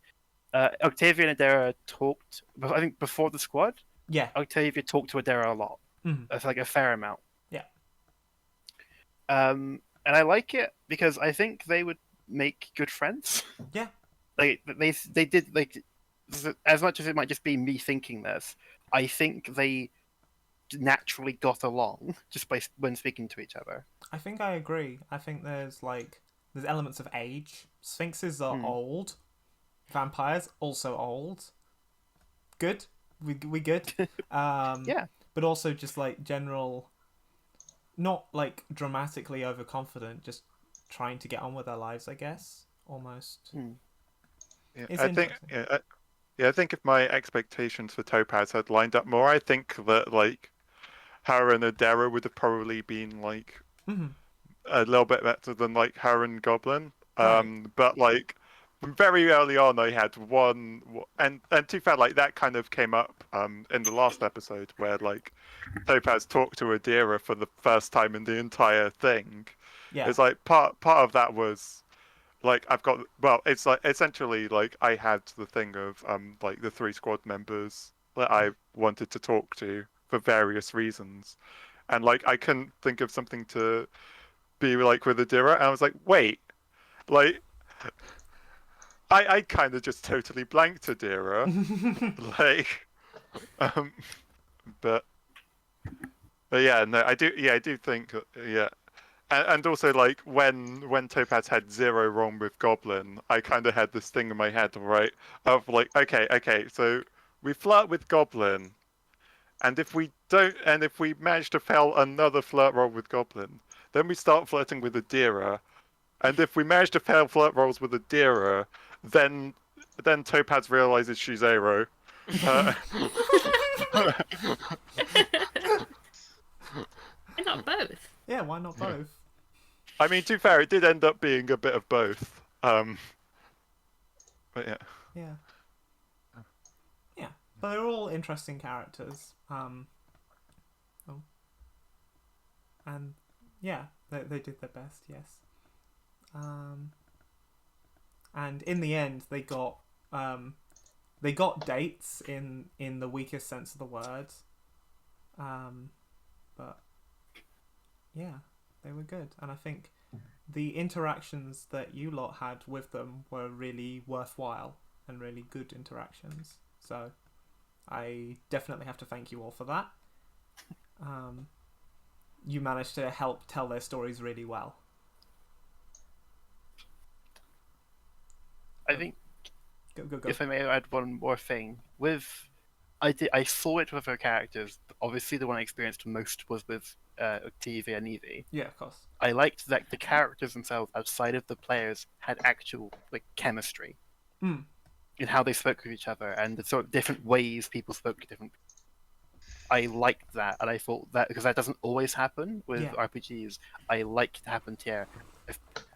Fucking obviously, I especially liked that. I felt that Octavia and Evie had real chemistry. Yeah. Yeah, I think. Agreed, but get picked up. Oh. To find chemistry in a situation is also a thing. So. Of course. Yeah. All right. So I think what we'll do now is we'll talk a bit about the 5 episodes that happened, because I want to get the Rock God apology channel in on this. Like, I don't have too much to say about the first couple of episodes, but what I do have is I have I believe this is the right document, the episode guide. Notably, this is old for reasons that will come up. Let gay pyramids exist. Excellent. As you all noticed from the episodes, the sessions were split into 2 parts, the main activity and the evening dates, which I think worked fantastically. I think that worked really, really well. And one of the best decisions made about this campaign was that split, because it meant that people could do their tasks, which sometimes had less options for flirting, and then still had the option in the end, both as a reason to try and win the tasks, and I've lost my train of thought already. Both as a reason for people to win their tasks, and as a chance to better tell their stories, had the evening dates. I really liked that. Yeah, it was good. It was a good piece of design. It was a good job, mate. Good job. Good job, you. We've got... Good job, Finbar. Oh, thank you. That's it. That's the only good thing. No, I'm joking. There were 5 episodes you saw. One of these, which if you look on the left, the Monster Olympics, did not happen and was replaced at the last week. It wasn't the last minute. It was like the last week. For reasons that will become clear. So the first session, the icebreaker session. The plan for this session was to introduce the mechanics, which we did with that infomercial. The infomercial music I'm still incredibly proud of, given it was recorded in the morning, and like the bow will be stuck in my head forever. But it was a chance for the players to introduce themselves, the bachelors to introduce themselves, and for me to quietly push some facts about the bachelors towards y'all. Really? That was the game. That's the game. Facts. Fact. That was a fact. I never noticed that you did it, that Finbar. You're so subtle. Whatever. I wouldn't phrase it like that. Sorry, that came out meaner than it should have. No, been. it's fine. Like, none of this planning was ever meant to be subtle, but just as a introduction to us of why the episode was designed like that, quietly pushing facts towards people, and you also got to push all of your facts around, which was cool. I enjoyed. What one did fetch? I had a thing this session with one of my facts, so I'm not sure that this was delivered properly, but I kind of liked the idea of Topaz having no clue that her cultists were on the ship. Yes, and I really having it being that. Revealed to her, and so, yeah, of course, I was going to have of course, her second fact was there are 5 humans on the ship that are stowaways at my disposal, and it was aha, I'm going to get them with this lie, and it was no, it's not a lie, you idiot. I really enjoyed that when you proposed that to me behind the scenes. It's just I know how we could do this. This is excellent. Yeah. Oh, and then we had the best recurring character, the Intruder Alarm. The entirely improvised intruder. God, I love the intruder alarm. And then finally, because Topaz's jokes about it being broken then led to it being quote unquote fixed and replaced with, I can't remember, the bad omen alarm or something. Well, no, the crime alarm. It was a crime alarm, yeah. Yeah, we had the crime alarm, which was great. One brief thing about this episode as well, because this is where you did the presentations, which, by the way, my God, all of them great. People who were on the Twitch chats would have seen that I actually posted Evie's notes. Yes, I took notes and posted them in the Twitch chat, so people who will see this on the VODs won't have seen them, but they do exist. They are out there, They're which so are mainly good. going just little sarcastic comments. I mean, if you put them somewhere I can access them, I could chuck them in the YouTube descriptions. I'll have to go back through the actual Twitch VODs, but I'll try and do that. You might after. not be able to, because the VODs are deleted after 2 weeks on Twitch's end. Yeah, Oh, I didn't save them anywhere else, so they are lost to time. You'll but... have to. They were good notes. I really enjoyed them. I have my notes at least. Oh, excellent. I also took notes. Like I had all the truths, like the truths and lies things written down. My notes. I took less notes as I went along. I think someone said something about my notes being good. Yes, because I think I might have said it just because you edited them in your channel to like keep them up to date and make sure that you had them going, which was really useful. And the one thing I did warn the players of before this episode was you'll want to take notes because both for like separating out the knowledge you and your character knows, but also so you just don't like forget because it will genuinely be quizzed, and it was genuinely quizzed. Yeah. There was that quiz at the end where I was basically like, it's like it was kind of like part of me. Like I kind of like didn't want to win it because I liked the idea of like, I don't know, like Topaz like not doing much, like getting evening dates, at least like early on. Yeah. So like. Yeah, so there was just like the bit at the end where I had the fact that she had kind of figured out Goblin and knew basically nothing else. So there was that bit. So it's like during the quiz, it's like, what's the most interesting way that Topaz can get these wrong? It was excellent. It was good foreshadowing in a way. Yeah. I mean, I am so happy that the ones that Evie and Octavia got wrong were each other. Oh. Yeah. Realize that. But yeah, this was. I've got it written as that. This was a good episode. This was a good episode idea as well, just because I was stealing it from the original Monsters of Cruise Ship, and it worked really well. So why not do it again? Let's just fucking do it again. It was good, and it was good. It was slightly different last time. I can't remember what exactly. Yeah. We did last time. Because it was a straight up.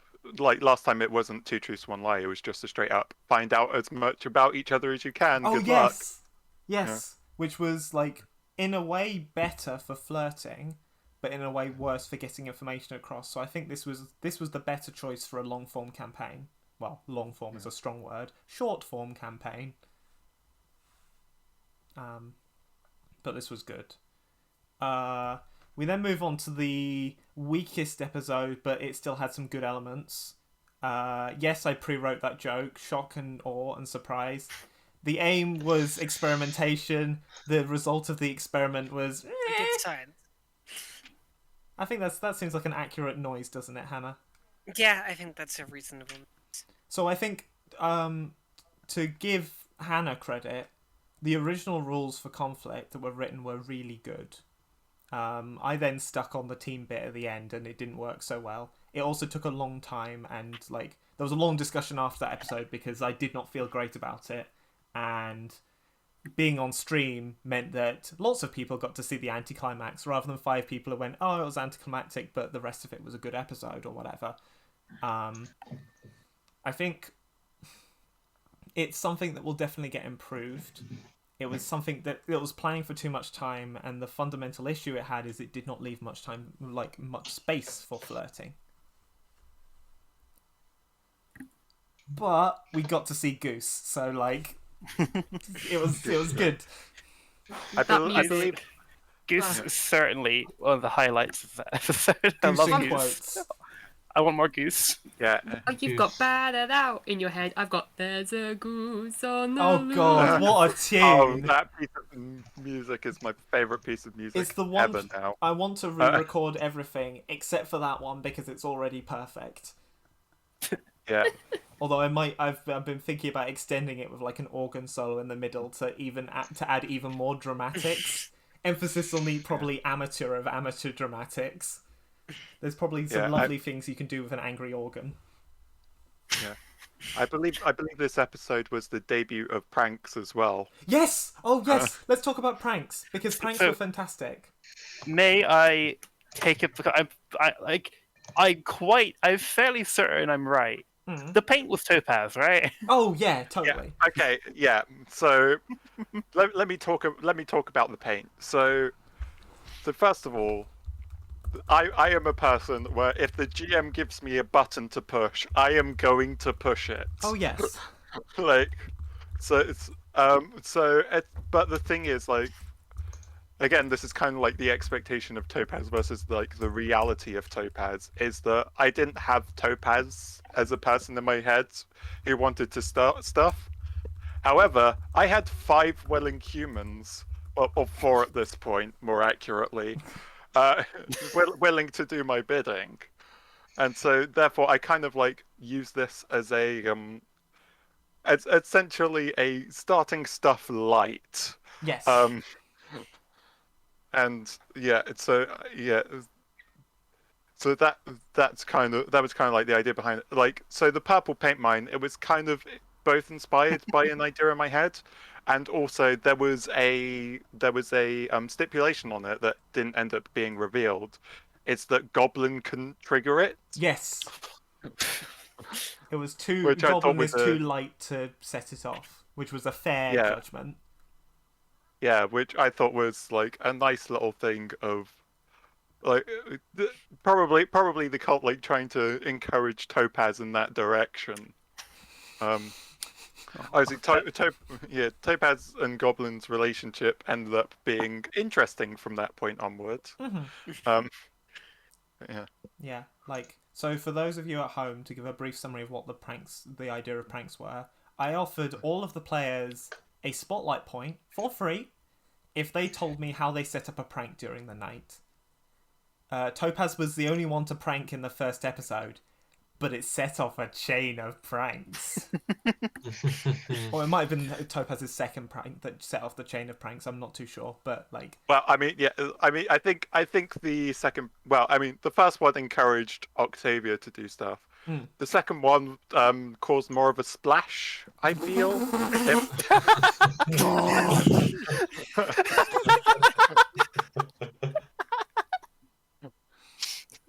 God.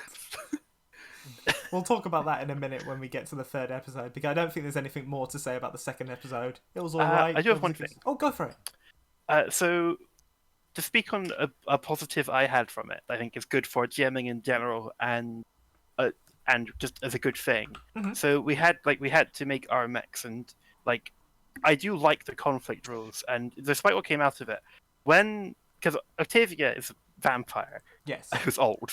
Yes, and both true. Getting because I think immediately what I'm talking about.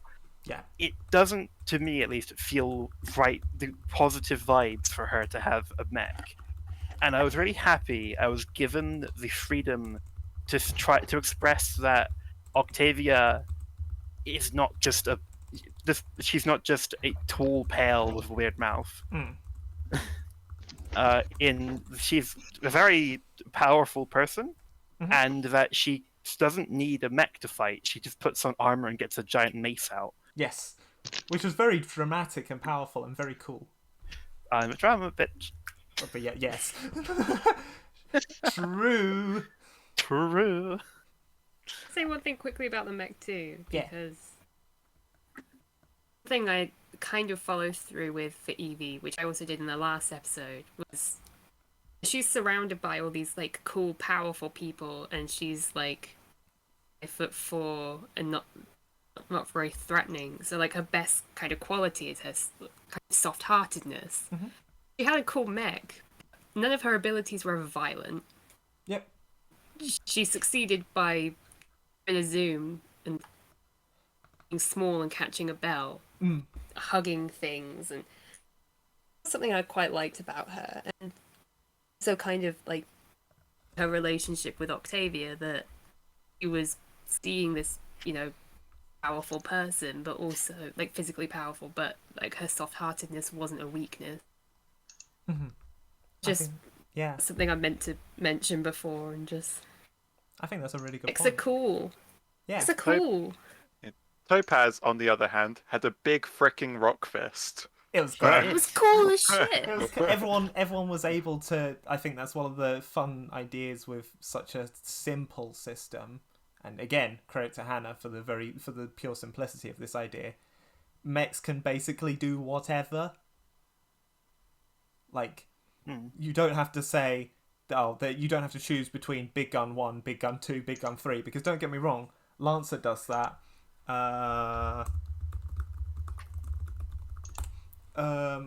Lancer does that, and Lancer's a fantastic system, but it's obviously got a very different vibe to Monsters on a Cruise Ship. Surprise! Big game about fighting mechs, different vibe to the game where the people date. Wow. But I think that flexibility meant that people were able to play their characters even in conflict. And like as Alex said, Evie's able to be soft. Raylan was able to, Octavia was able to be dramatic and cool with the mace. It was all really effective in that regard. We should probably talk about Magical draining power from... Sorry?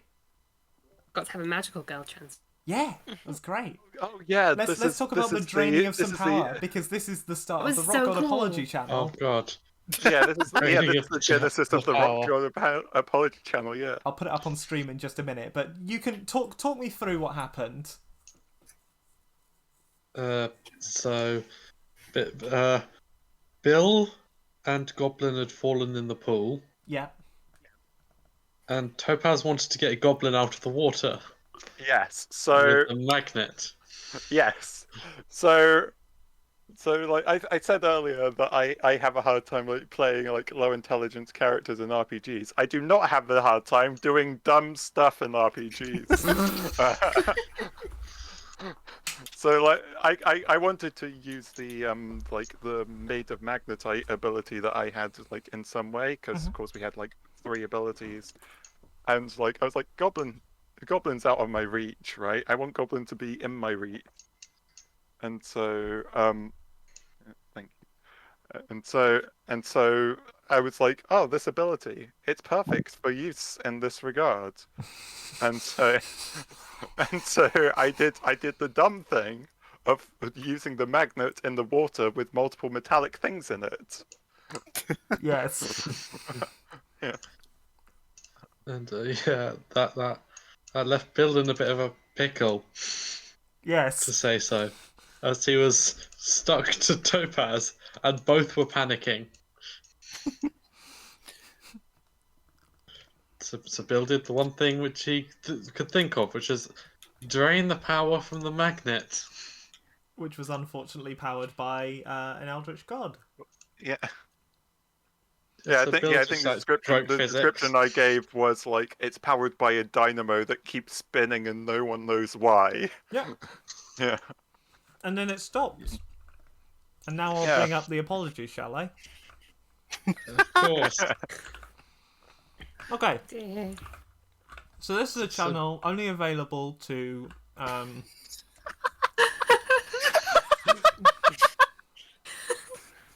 the people involved. Oh, can I hide this? No, I can't. Well, it's just gonna live there. You can fling it to another side of the screen. It's in a fine size. Oh, actually. Bam. Blammo. Anyway. Blammo. Would you like to read out the letter for the people at home? Okay then. The letter read, "Dear Mr. Rock God, I'm writing to apologise for my unacceptable behaviour on the previous day from our dimension. I was stuck in a frightening and unexpected situation. Let me explain. I'm made of alloy steel, which is magnetic, and in a tragic series of events I ended up stuck to a large magnet, which I later found out was powered from energy from your dimension. The magnetism began to interact with my CPU, causing spasms and glitches. It was a very frightful experience, and if I could feel pain, I imagine it would be very painful. So I decided to attempt to drain the energy to turn the magnet off. This caused me to accidentally drain some power from your dimension, which I did not intend to do, and did not even know I had the ability to do. Honestly, we're all stumped by how it's even possible. I know I can't return the energy taken, as it was expended in Goose-related activities, and I remember your warning against any further actions, so I promised that I will take no further attempts to drain any energy to any device that might have the possibility of being powered by the rock dimension. I hope this letter gets to you, and that you can read it, because I truly am sorry and ashamed of my actions. Many thanks, Bill." And it was sent with a note to Topaz saying, "Hi Topaz, could you please give this to the rock god?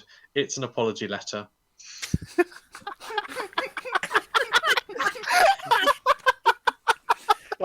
So imagine you're me, and someone does this.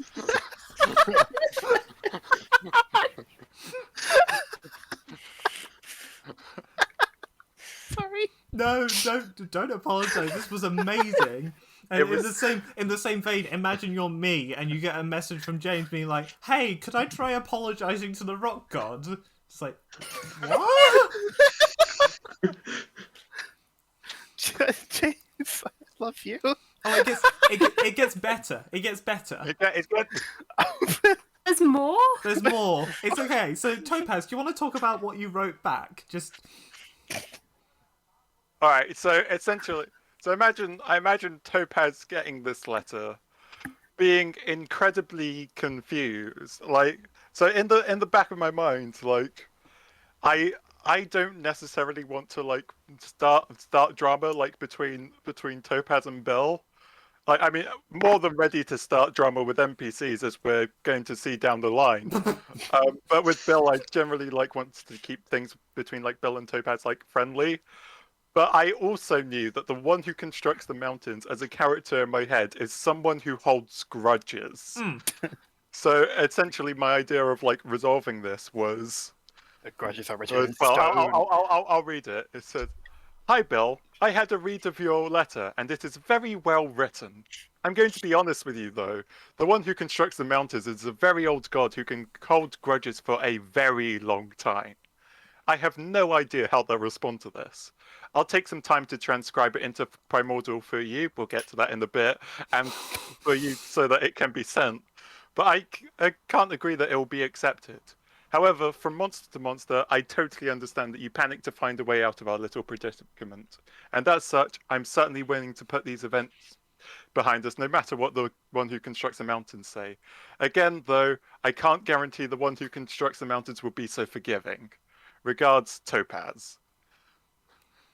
So yeah. And then we had a little bit of a nice interaction after that. Yeah. Bill sends a picture of a hand-drawn thumbs-up emoji. Yeah, like an okay hand. And then I'm like, "Rock's great. The heavens boom. The letter has been sent."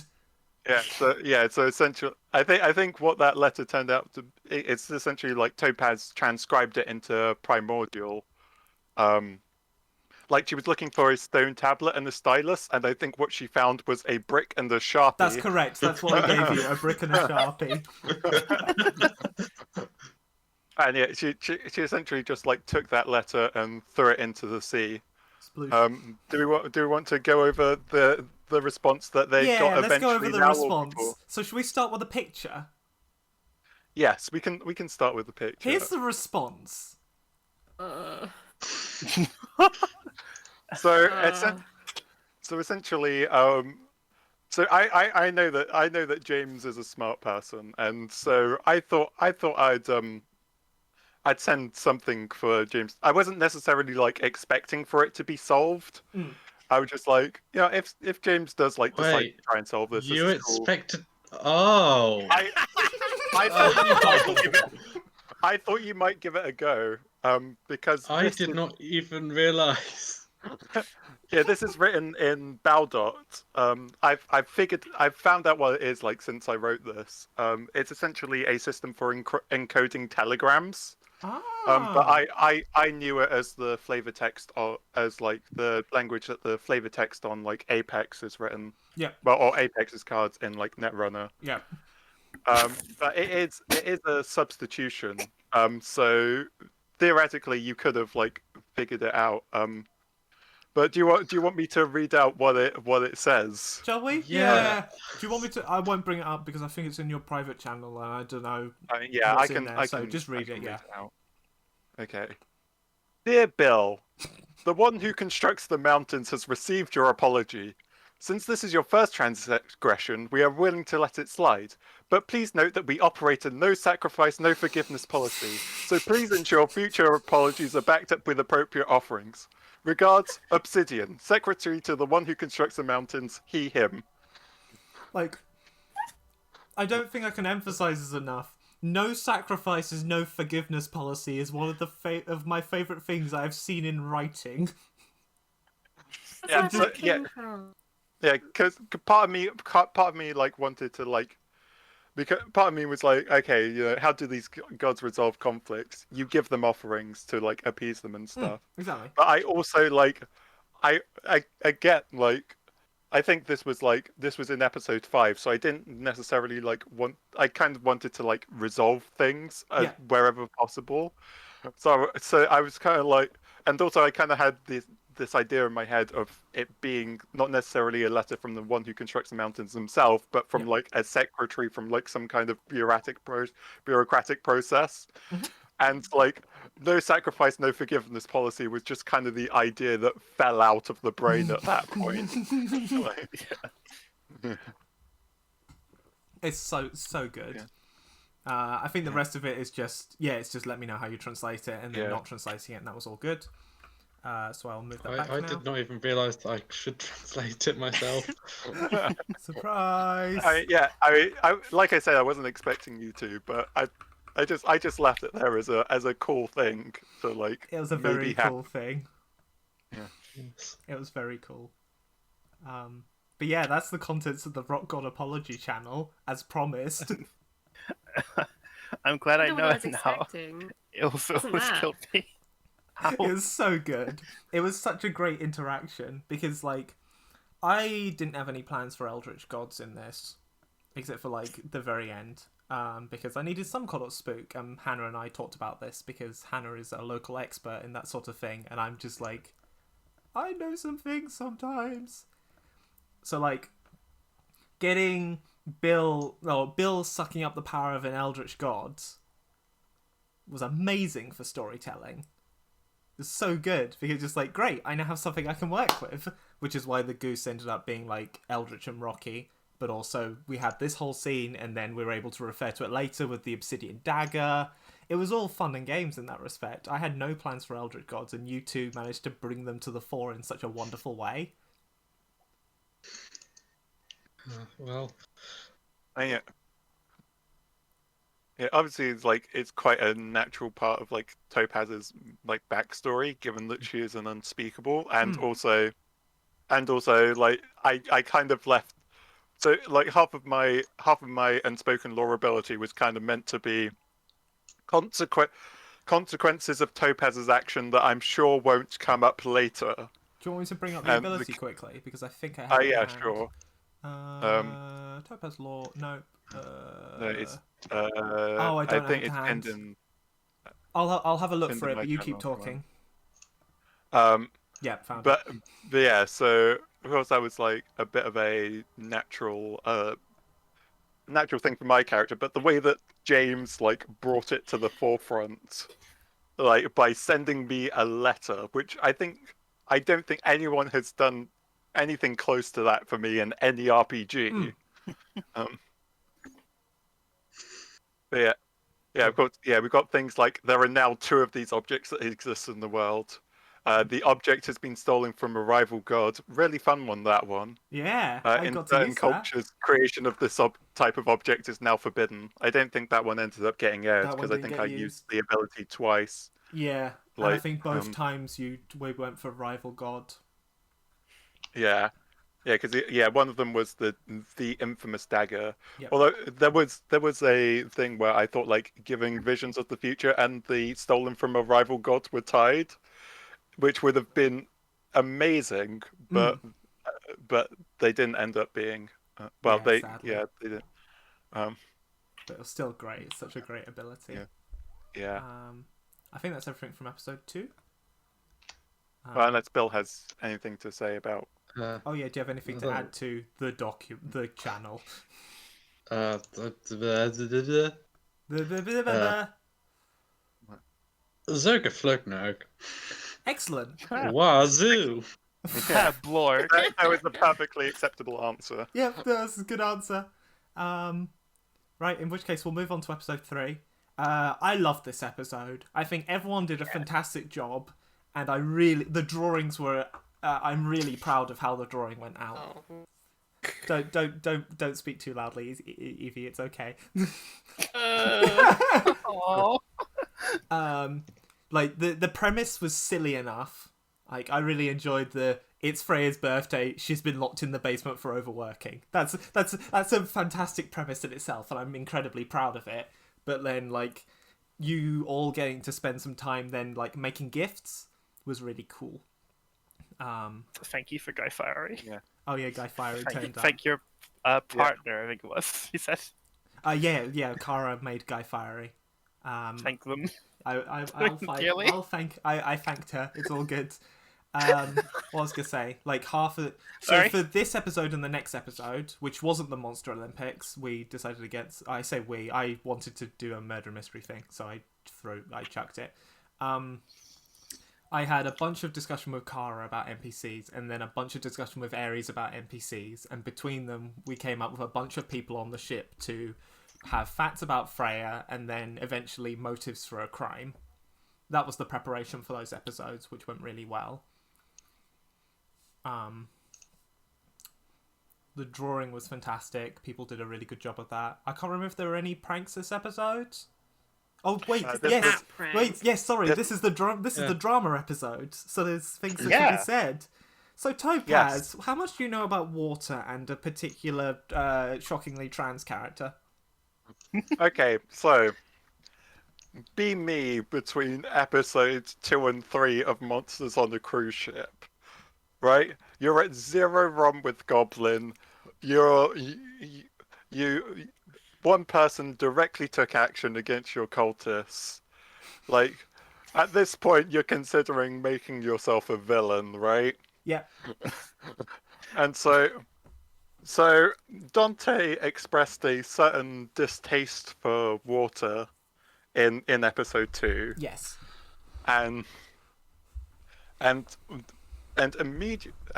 so the image that I had in my head was like, there's that episode of, I mean, I'm going to preface this by saying I'm not a Top Gear stan, but there's essentially this bit where, like, they essentially like dangle the tent of one of them over a river as they're sleeping in it. Yep.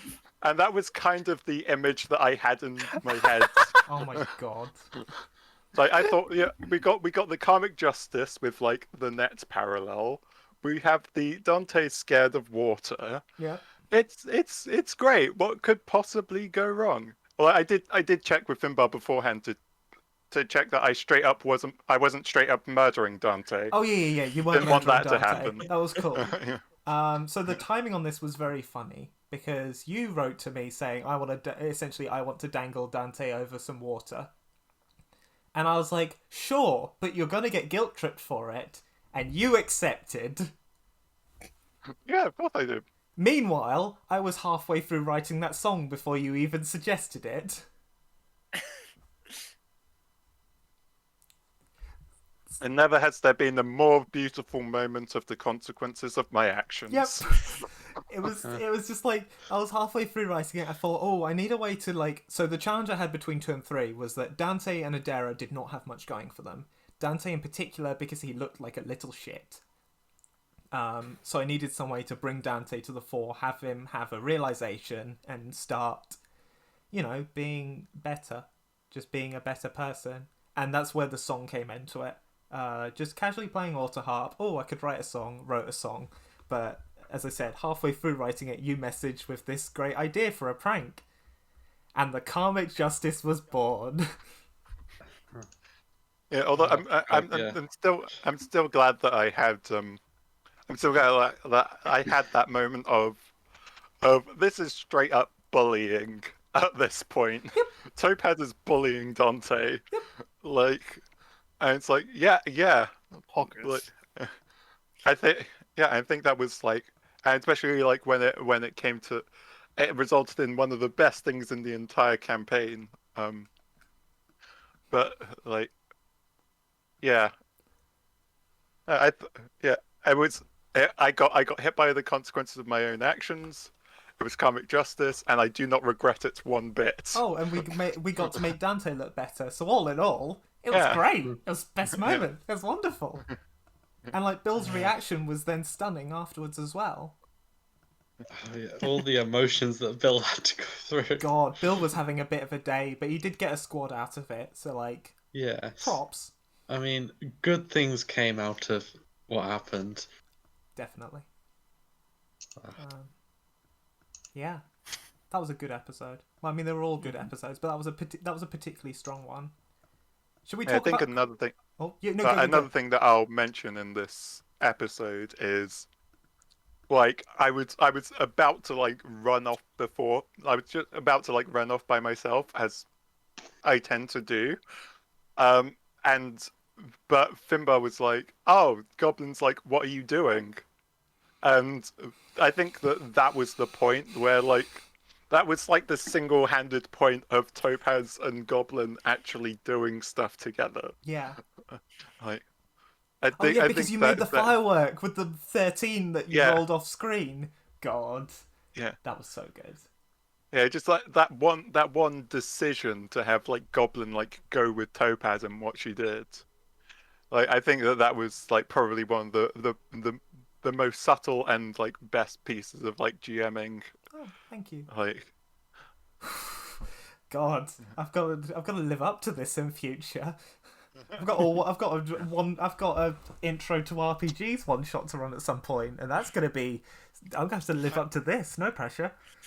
to be fair, like, you can just run raccoons again, and like it'll be fine. You'll probably be like 80% of the way there. Yeah, fair play. God, raccoons is such a good system. Sorry, yes. So my memory is deficient, but I believe 3. After the first episode, 3 was the second episode where Octavia had one of her moments, I believe. Was it about loud noises? It might have been this episode. Was it the next one? I mean, to be honest, it's close enough anyway, so go for it. Sorry. That's okay.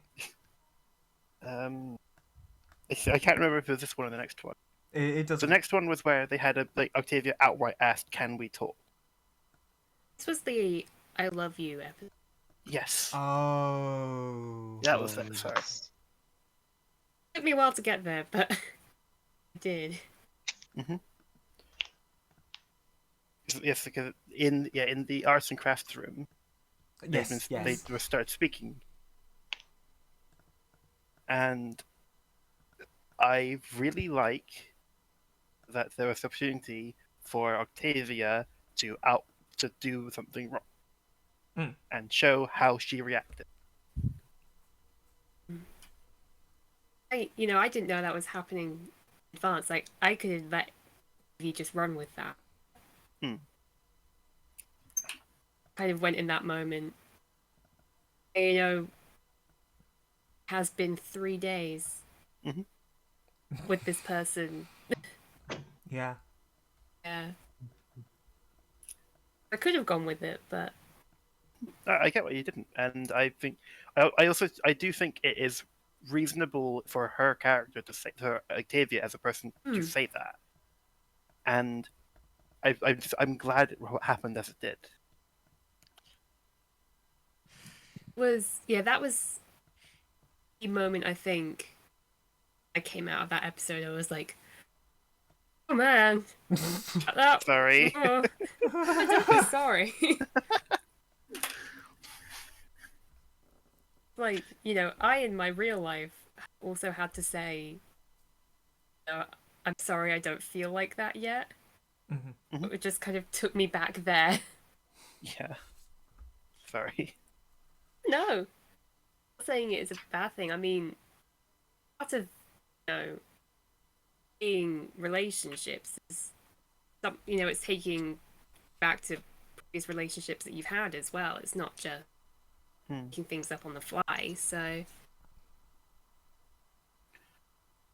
I mean, I liked that moment, even if it was like, dramatic and yes. It was good. It was a good moment. It was also good because I thought you were about to talk about biting, and I was just like, oh no, I have to now. It's time to fade to black, maybe. But yeah. I'll also apologise for my gift once again. As a person, I'm genuinely haunted by that. Should we bring it back up on the screen for a good time's Oh, sake? God. Yeah. I'd like to preface... The legally distinct hatch. Yes. I'd like to preface this by...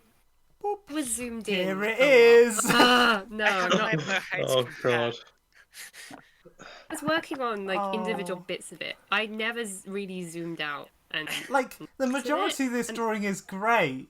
It is a very That good bit drawing. happened. I was just like, oh no. Once, It was less the fact that it existed and more the fact that you didn't notice it until I pointed it out. Yes. We were just both there like, ah! Suggestive shout do do do do do. Suggestive shout do do do I do. was working with a limited color palette.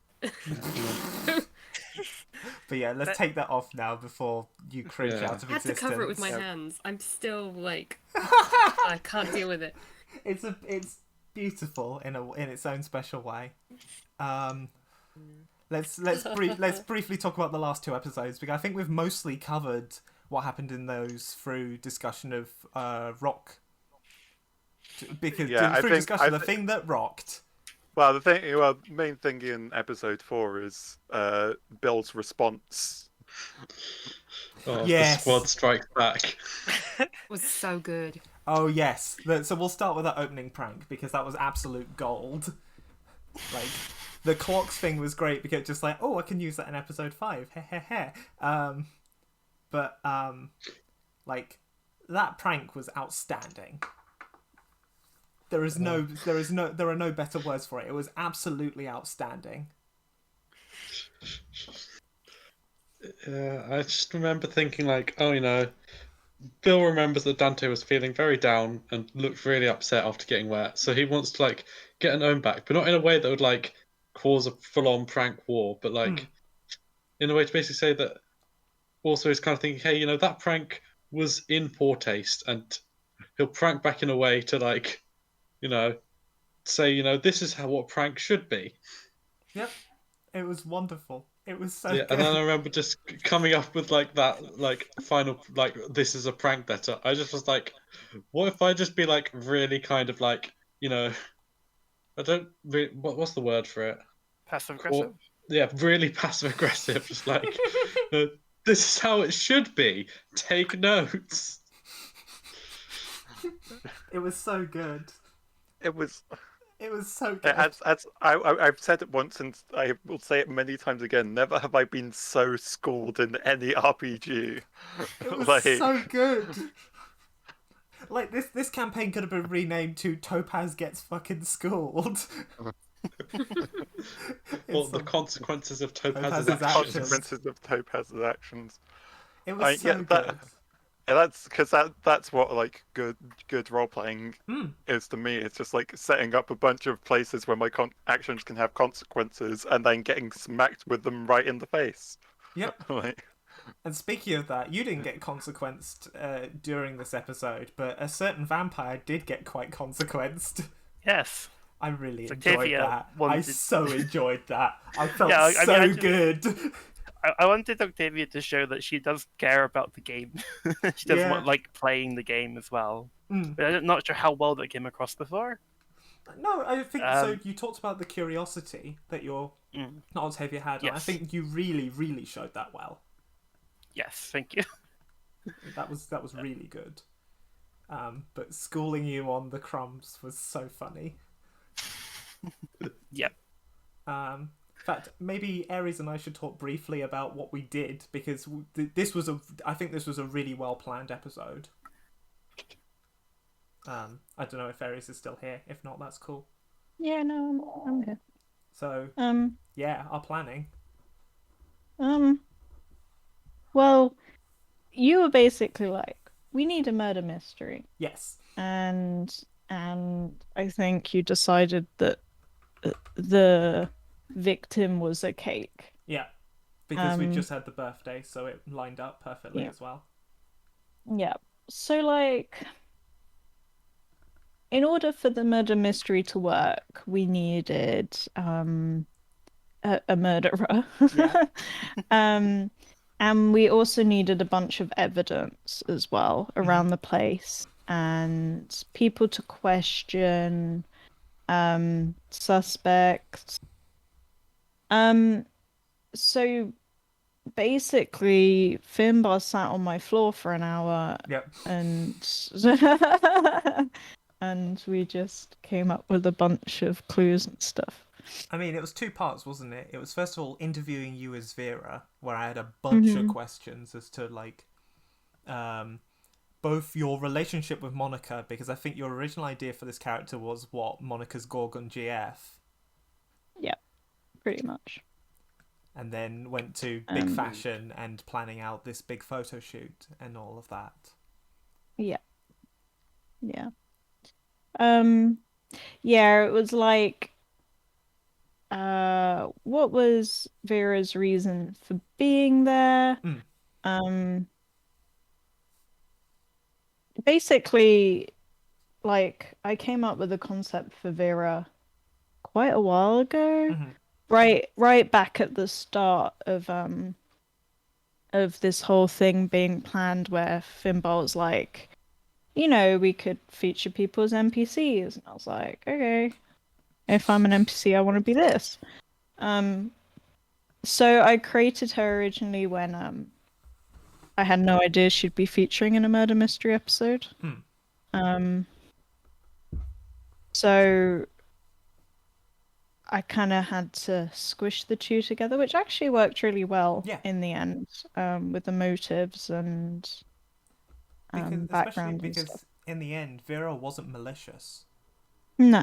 And I liked that. No. And it was, especially because Monica was the victim, that worked really well. That it was just a genuine accident of, like, Monica didn't label her cake and now it's gone.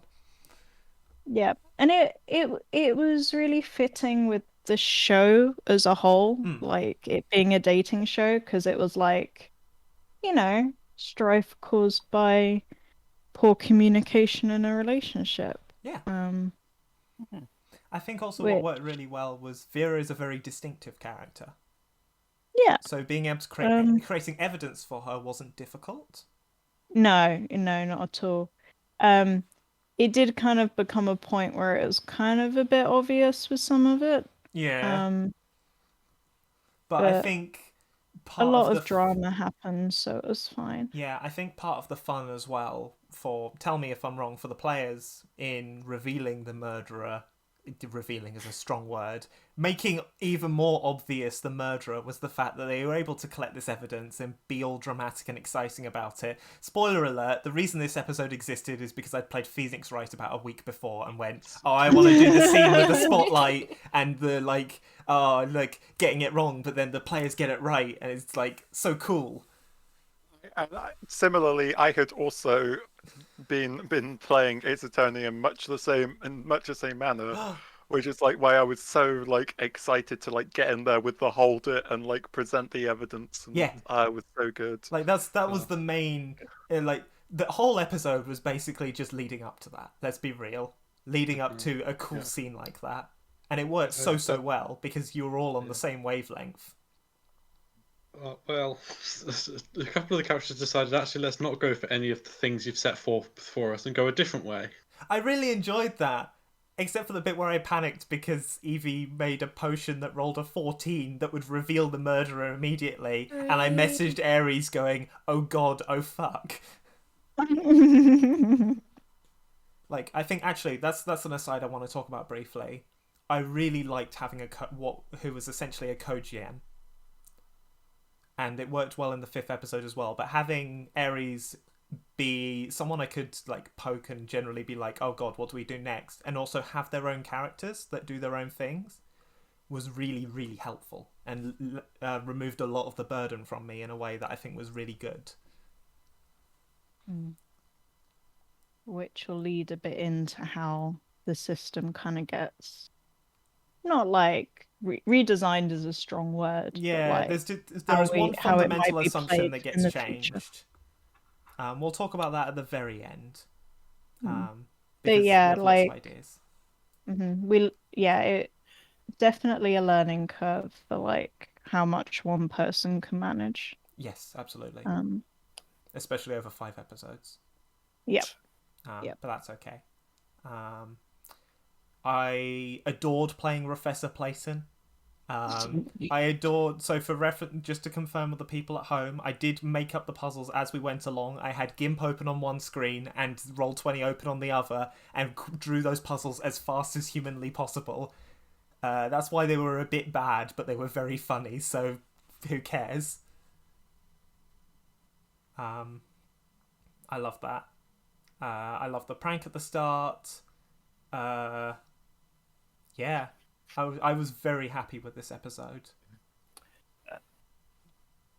So The prank at the start was fantastic. Oh, absolutely. Really set the scene. Yeah. this being episode 4, Yes. unless there's more things to talk about, No, I don't there is think another thing to discuss with communication and relationships. Mm-hmm. Because this was the balcony monologue. The balcony phone call. Oh no, the balcony. Yes, the bit where you broke the balcony. Yes, of course. The Koth exposition. Yes.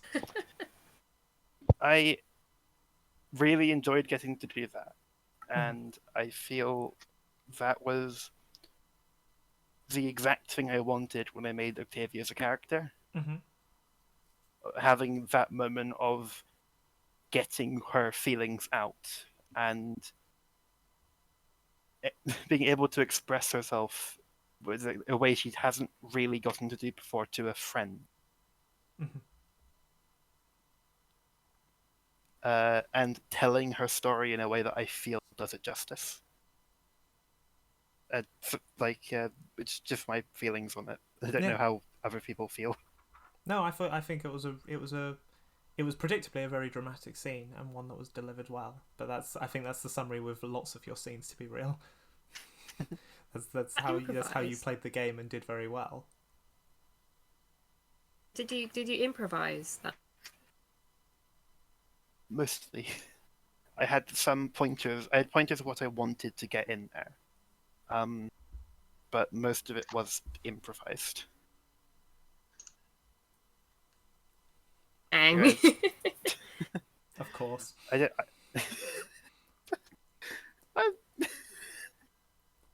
What's that supposed to be? It's all fine. Yeah. Oh dear. I'm impressed, really. I mean, I always think I'm going to do so good at like improvising a monologue, and I get to those points and I'm like, feel bad, treat your daughter better. That was excellent. And with that, you first. Sorry. No, go.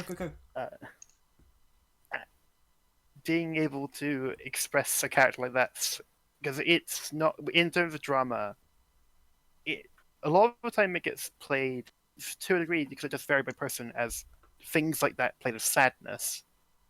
But getting to show that she's angry about what happened, and like exerting things like breaking the handrail, and showing that she still has time. She still has time to go before she's just healed, if there is time for that to happen. Mm-hmm. But she's in a healthy place, able to acknowledge her failings, and able to realize that's in the past, and there's good things to happen in the future. In a way that is very, of course, unrelated to me, and definitely not cathartic. Excellent. In which case, should we go on to the final episode? Because I don't think there's anything more to say about episode 4. That's a resulting yes. Cool. So the last one was Oops All Clocks, which genuinely was because Hannah couldn't stop talking about clocks while I was writing this episode plan. That was like that. The weird thing of that was like, how long ago was that? Like more than a month. Sorry, 4,000 characters of rambling. Just a quick thing for episode 4. I loved Vera as well. Oh yeah, Vera was wonderful. I also wanted to say that I did really, as a player, I really liked Vera, and also for 5th episode, I did really like Penny. They were both very cool characters. Goose was cool. I feel like we didn't shout out Goose. Yeah, we haven't shouted out Goose enough. I really enjoyed Anakin's playing of Goose and going along with the silly joke of, hey, let's have a character called Goose so there's a confusion, and oh boy, there was. And there continues to be. So episode 5, we started off with Topaz's counter prank, which was obviously great, although it's never gonna beat Bill's original because holy fuck. So once again, be me, and when you've been handed the most perfect thing on the platter, and you now have to be like, what do I follow this up with? How do I? And also, this is episode 5, so yeah. I need to resolve stuff. Like, this isn't the start of Topaz's and Goblin's prank war against the squads, all right? Yeah. Like, we this is the final episode. We are going to finish it. And so that was like what was going through my head. I think what I essentially settled on was first of all, I wanted to showcase that Topaz had learnt the lesson that she had been taught in like whatever way that was possible. And second of all, I wanted to like apologize for because Topaz is clearly in the wrong here. Yes.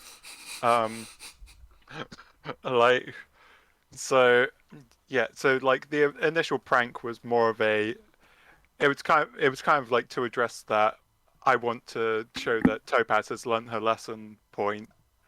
But it was also like, I don't know, kind of like a fun way to start a scene because I overthought this so much. It was like, yeah, it was a so that was like kind of a way to get all the people that I wanted to talk to like in the same area while also doing the thing. And then like I actually like wrote out the apologies like beforehand, like while I was on the train coming back to like from London to Milton Keynes. Oh yeah. But like so essentially like I had what I wanted to say to each of those characters, and that's where the Topaz needs to talk to Adira at this point like came in. The setup was also outstanding.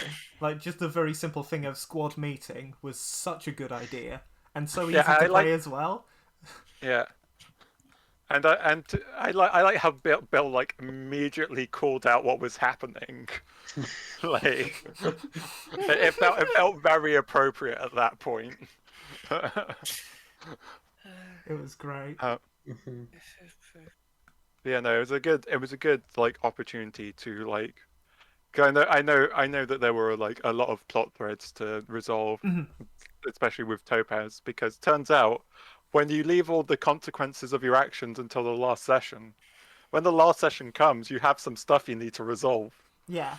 Although this was so from a planning perspective, my notes for this session, to be honest, the notes on the screen aren't very good because, for example, play this entirely as nothing had just happened. Yeah, that didn't happen. All of this barely happened. This happened.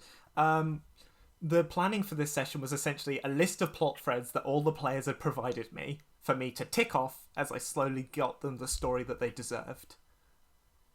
And that was really effective, and Topaz's prank really helped with that, because it meant we could tick off quite a few things just at the start in a genuinely natural and kind way. Yeah. Should probably talk about what Hannah and I did. Our planning was fairly minimal. Yep. You made a very cool character. Like, what was the one-line summary? Because that was a really good summary. I need to go find the one-line summary. Okay, cool. You find the one-line Penny was great. Penny was great. No. Like, I came in with the idea of basically, I want a battle with an eldritch being that gives the players a chance to fulfill their romantic desires. Or, like, their relationship desires, to be more general and correct.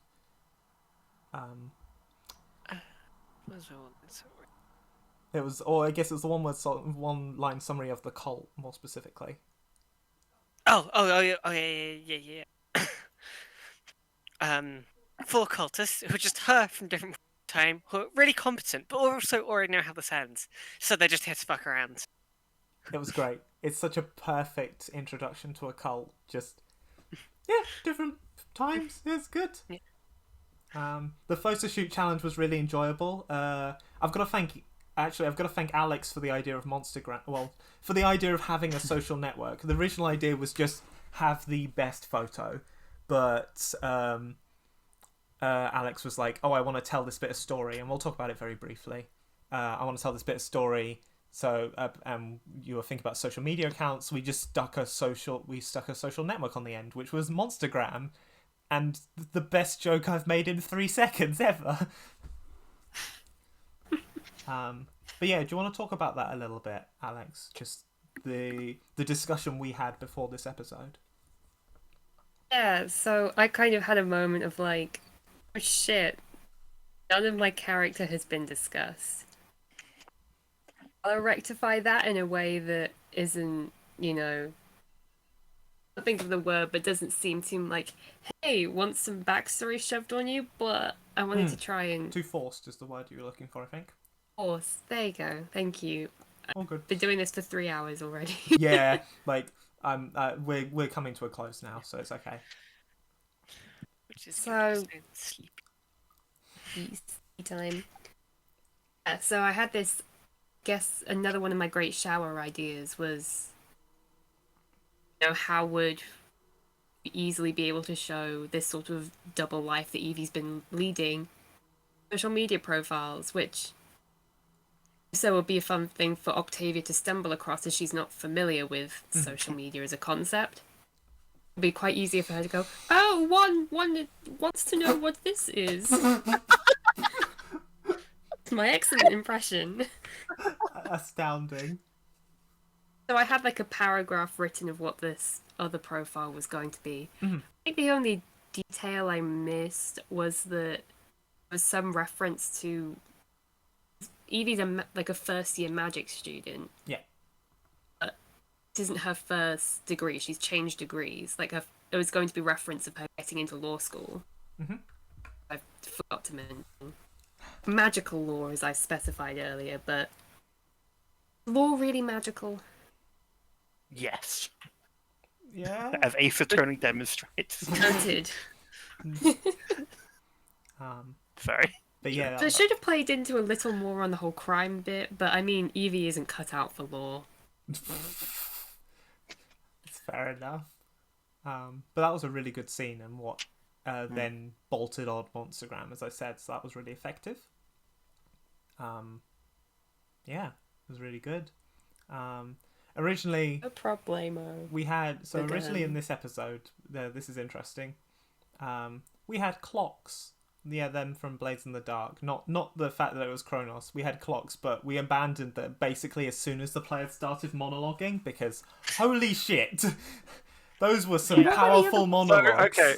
What do you ever want them to just be? fucking languages out of the fucking park. Oh, what? Yeah, what, so let me just talk, because I believe Topaz was the one who started the monologuing. Yeah. So I am a person who plays RPGs. Yes. I saw that you had clocks. So like my first like gambit was to kind of like bring in my eldritch background and be like, okay, so the god probably wants offerings. We'll ask what the god wants, and then you can be like, aha, well here's what the god wants. Point at clocks. And then Topaz ended up getting into a bit of light banter with Kronos, and like he started talking about the dagger, and at that point my brain was like, hey, you know about this. He wants to hear about love, right? Why don't you talk about what playing this RPG has done to you?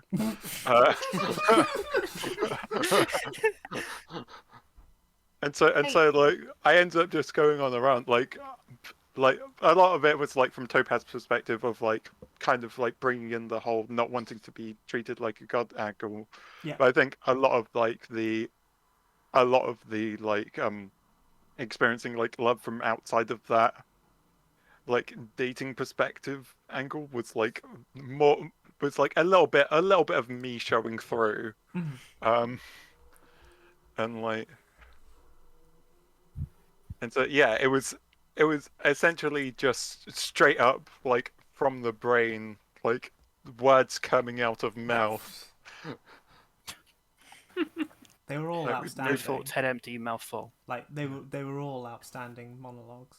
That's all I Genuinely have to say thought about I thought the point of it was all along for monologues. Like it didn't occur to me that this is just something we did. It was kind of the point.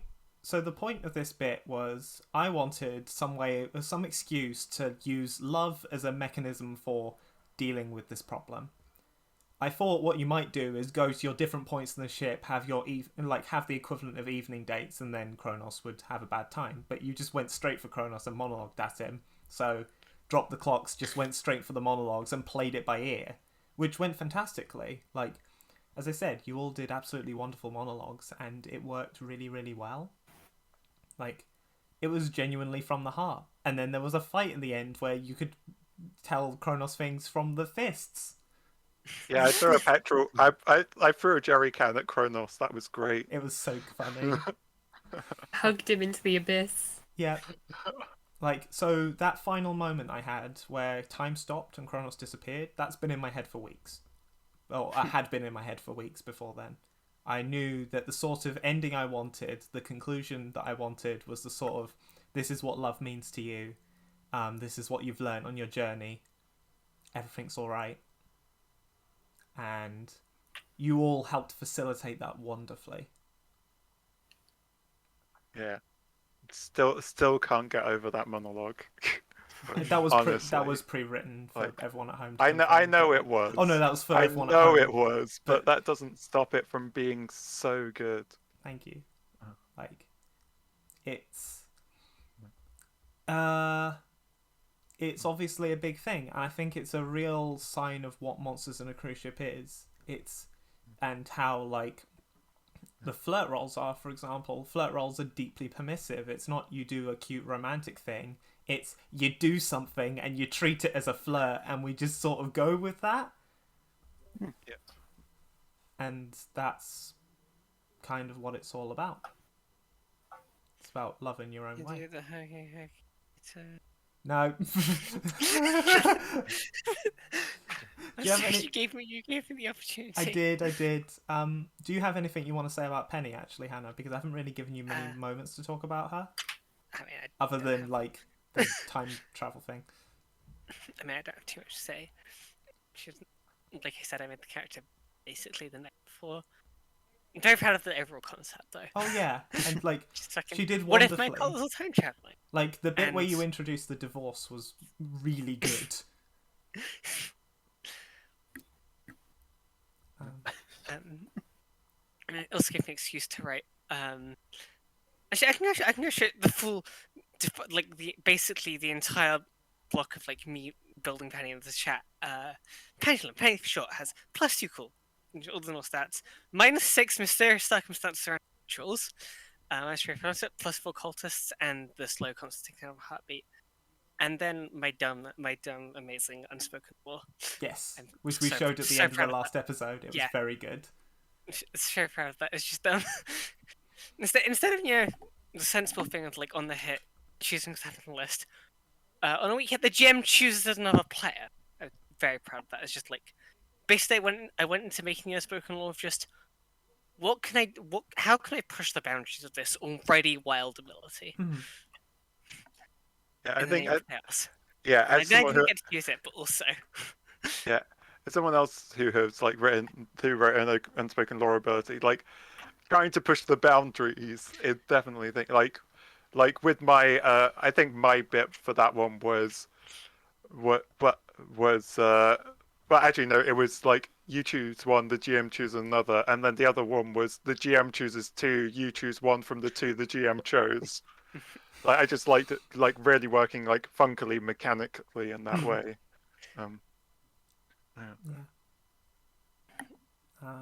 But yeah, that's did all. Remind me of one. Oh yeah, brief fact. Yeah. Penny is short for pendulum. I never specified that Lexi is technically short for flexibility.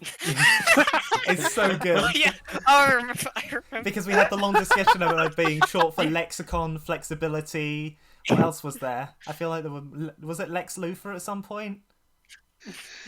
I already had like Evie is short for Evangeline. That was Yeah. from the get-go. That's why Evie was chosen. And I have a good friend called Evie, so it's like an honor to her. Yeah. Lexi, I was like, I want this bird to have a normal name. Is actually shortened for something wild. So Lexi is short for flexibility. It's so good. Ah. It's so good. I guess on the topic of names, Octavia is my middle name. Oh, that's a fancy middle name. Topaz is a rock.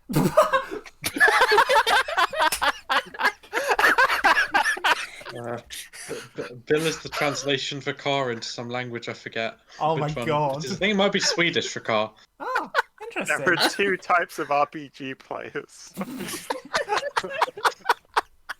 Oh dear. The delivery was fucking perfect. So good. Oh god. Sorry, No, it's fine. All right. So it's 9 p.m., which is far away from where we've expected to end this, and I didn't even get to talk about the music at all. But that's fine. What I'm going to propose is I've got one final question for you all, very briefly. Then ending words, and then the music will have to happen another time because it's already 9 p.m. and That's absolutely fair. Yeah. I might try and work. Maybe I'll just do it as a stream with me alone, like tomorrow or something. I'll work it out. Tomorrow evening might not be a good time. Yes, good point. All right, not tomorrow. I will do it. In the future. Yeah, I'll do a music stream at some point, just explaining it all because it would be nice to talk about it, and it'll probably be easier technologically if it's just me rather than a big conversation. But without, that's not a problem. So the final question I have for you all, which was requested by you, is very briefly, and I say very briefly because we are all a bit tired, and I'm just going to remind myself of the exact wording. Where is it? Where do you think each of you are now, after all? Like, where do you think your characters are now? Like, in the time after Monsters on a Cruise Ship? Should I start? Yeah, go for it. Yeah, so I had a thing written, and I think it's like, and like the same train trip that I wrote the apologies. I had like this kind of ending written. Unfortunately, it doesn't follow Topaz's arc at all, and so you're going to get something that's not as well written. Cool. But I like the idea of Topaz. Because I think what Topaz found that she loved is the like investigator like dynamic that she had going with Goblin, Mm-hmm. and so I like the idea of her setting up the rock investigation services.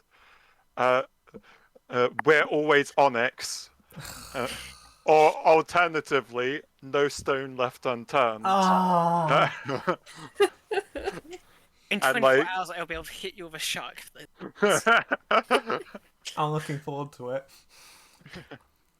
That's wonderful. Yeah, and so imagine, like you imagine that with her designated bad cop and her prime investigators, like going on adventures, solving mysteries, setting things on fire totally accidentally. Amazing. I know Octavia asked for last, so do you have anything for Bill? Is there anything for Bill? I can say that the squad probably like stayed together, like, and one thing I can imagine is they realised, the one thing which really helped them all was them helping each other, and they'd want to help other people. So I'd say they'd like set up a charity whose like aim is to like give people boosts in their own self-confidence, so that they're strong enough to believe in themselves. And it's just kind of thing of like everyone can be in the squad, and it's a safe place for everyone to be, so that they can just find confidence in themselves. everyone can be in the squad. Those are lovely words to end on. But I know Octavie have a plan, so I'll let them briefly talk about that. Is. Octavia and Evie have only grown closer over the past year, their relationship having flourished. They've maintained a very happy, healthy relationship for honesty, openness, and support. One spoke much during our game. My dear, would you like to speak on your story first? Gosh, me? I mean, still in school. I'm still trying my hardest to make a career for myself someday, as well as, spend time with my darling. Yeah, I'm on my own more than ever. I've managed to get in contact with some of my siblings left behind and building a new life for myself. Octavia? Well, one has progressed much since my time aboard that ship. 'Twas grand. One has become much more interested in technology. 'Tis quite the fascinating article. Though one understands binary, one understands coding, but whenever one attempts to use it, 'tis not loyal to oneself. Don't have to be a vampire for that. At least one of us understands binary. And Go. one is very grateful to have one's dearest to support them when the phone does not abide one's rules. So one was quite famous within the circle long ago. One has taken to the limelight once more since my time aboard the cruise ship, and one is in the light. One is a celebrity, I believe 'twas described. I do modelling, I do acting, and one is. What don't you do, honestly? And one is just happy to have a voice one can speak for mental health and to support others who went through similar experiences to one's own. And upon our anniversary, one wished to share something close with one's beloved. To the loneliest tower in the loneliest castle, we travelled together. We sat in each other's arms, and together we watched the stars take the night sky, free from city lights, and burnt away the loneliness that encased this tomb for so long. We have spent a year of our love ever growing, and we need time to explore how we should go about it. But as a couple, we are not prepared for just one more year, but for Octavia and Evie to spend an eternity together.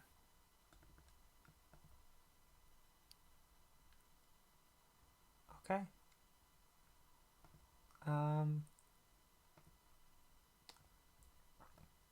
That's it. That's it for this stream. So, Get drama, bitch. you fuck's sake. I'm No! sat going, "Aw." So, I hope that was heartfelt. yeah, of course it was. It was. You've shown up the other two. No, I'm joking. So, I did better drama. I can get out the alternate ending if you like. That one's a bit more dramaful for you. Another? Sorry. So no, it's fine. It's all good. It's all good. I'm just playing. So yeah, thank you all for tuning in. Regarding music, because I did get multiple questions about music, I'll probably do like a stream on that, maybe like next Tuesday. That seems like a reasonable time. Just talking about the music, because Scarlett will be with me in person. She can sit next to me and ask questions. And The Tuesday is Lancer. oh, for fuck's sake! Not next Tuesday. Next Tuesday. Oh, yeah, no, Ryan's not out. next Tuesday. Ryan's in the I'm a finals. genius. Yeah. Congrats! Next Tuesday. Wait, It'll probably be Wait, next. hold on. I thought we were doing next Tuesday, and Ryan was doing his stuff in chat. Oh. That's Jacob. Right. That's Jacob. There will be a We stream will at some ask point. Jacob. Bye. There'll be a stream at some point with music stuff because I'd like to talk about it, and Scarlett can sit next to me and ask questions, and we won't be on a Discord call, so I don't have to worry about technology, which I'm very much looking forward to not worrying about. I have one final thing to share with you all, which is this slide. It's going to keep going. It's the simple statement of the day. No. Woo! Chaotic Goose Games will form and continue to develop this. I'm hoping to get like a development log on itch.io with like comments on sort of game design stuff that's going on, and like running more shorter stuff, and just generally trying to make it from a cool set of rules to a genuinely publishable product. It does dev blogs really easily, as I found out when I released the game, realized I hadn't actually included the file, and quickly released it and stuck a devlog in, just in case anyone looked at the page in the 10 seconds between those 2 minutes. That's what it was more than 10 seconds. Also, this is a life pro tip. Make sure one of the things you check when I'm putting this thing up and I'm doing all the final checks is, have I actually put the game on the page? Have I actually uploaded it? That's quite important. That's my game design pro tip. Yeah, but we'll have more news about that soon when I have finished writing this report that was due a week ago. But that's really exciting. There'll be more work on the system. We're talking about like putting art on the pages and having play-tested abilities and making it all clean and nice, and having pages about like Freya and Monica and all that sort of stuff. There's a lot of really exciting stuff going on with Monsters on a Cruise Ship, and I hope that you'll all continue on this journey with me in building this system taking this system from a good system to one that could genuinely be given to people to play. Make money. I may also be in the process of writing homebrew. Amazing. Amazing. And with that, I think we should experiment rules available soon? Experiment rules. Oh my god. Why wasn't I the one to write this? But yeah, Chaotic Goose Games. There'll be an itch.io link at some point, but I'm very excited. No prizes for guessing what the link is when it does eventually go. That's right, it's just a Rickroll link. Hey, got him. It would be on brand. It would be on brand. It would be very on brand. But thank you. I know that overran massively. Thank you to the people who are still around. To all of you watching on the VODs later, thank you for watching. Oh, I mean, also to the people who are watching right now, thank you for watching. And I hope to see you all very soon. I guess this is the part where we all say bye, right? And then hit stop. The next season of Monsters on a Cruise Ship. If there's a next season, it's not going to be as well produced as this one. I can't keep doing this. Cool. The solution is to outsource it. Outsource the music. Pick a random member of the society, tell them they're in charge of running it. Pick another one, they're in charge of music. Use your web admin powers. Like the Hunger Hold the Games. society to ransom. Exactly. On that chaotic note, Look, we've already split the Discord into factions, so we can just get 2 people from each faction. It's Your genius. brain is We can on become a young parallels. adult novel. oh my god. We can achieve our destiny. We formed to make functioning adults. Right, let's say bye before Hannah drives herself slowly to more madness. See you all soon, people. Bye-bye. Bye. Bye. And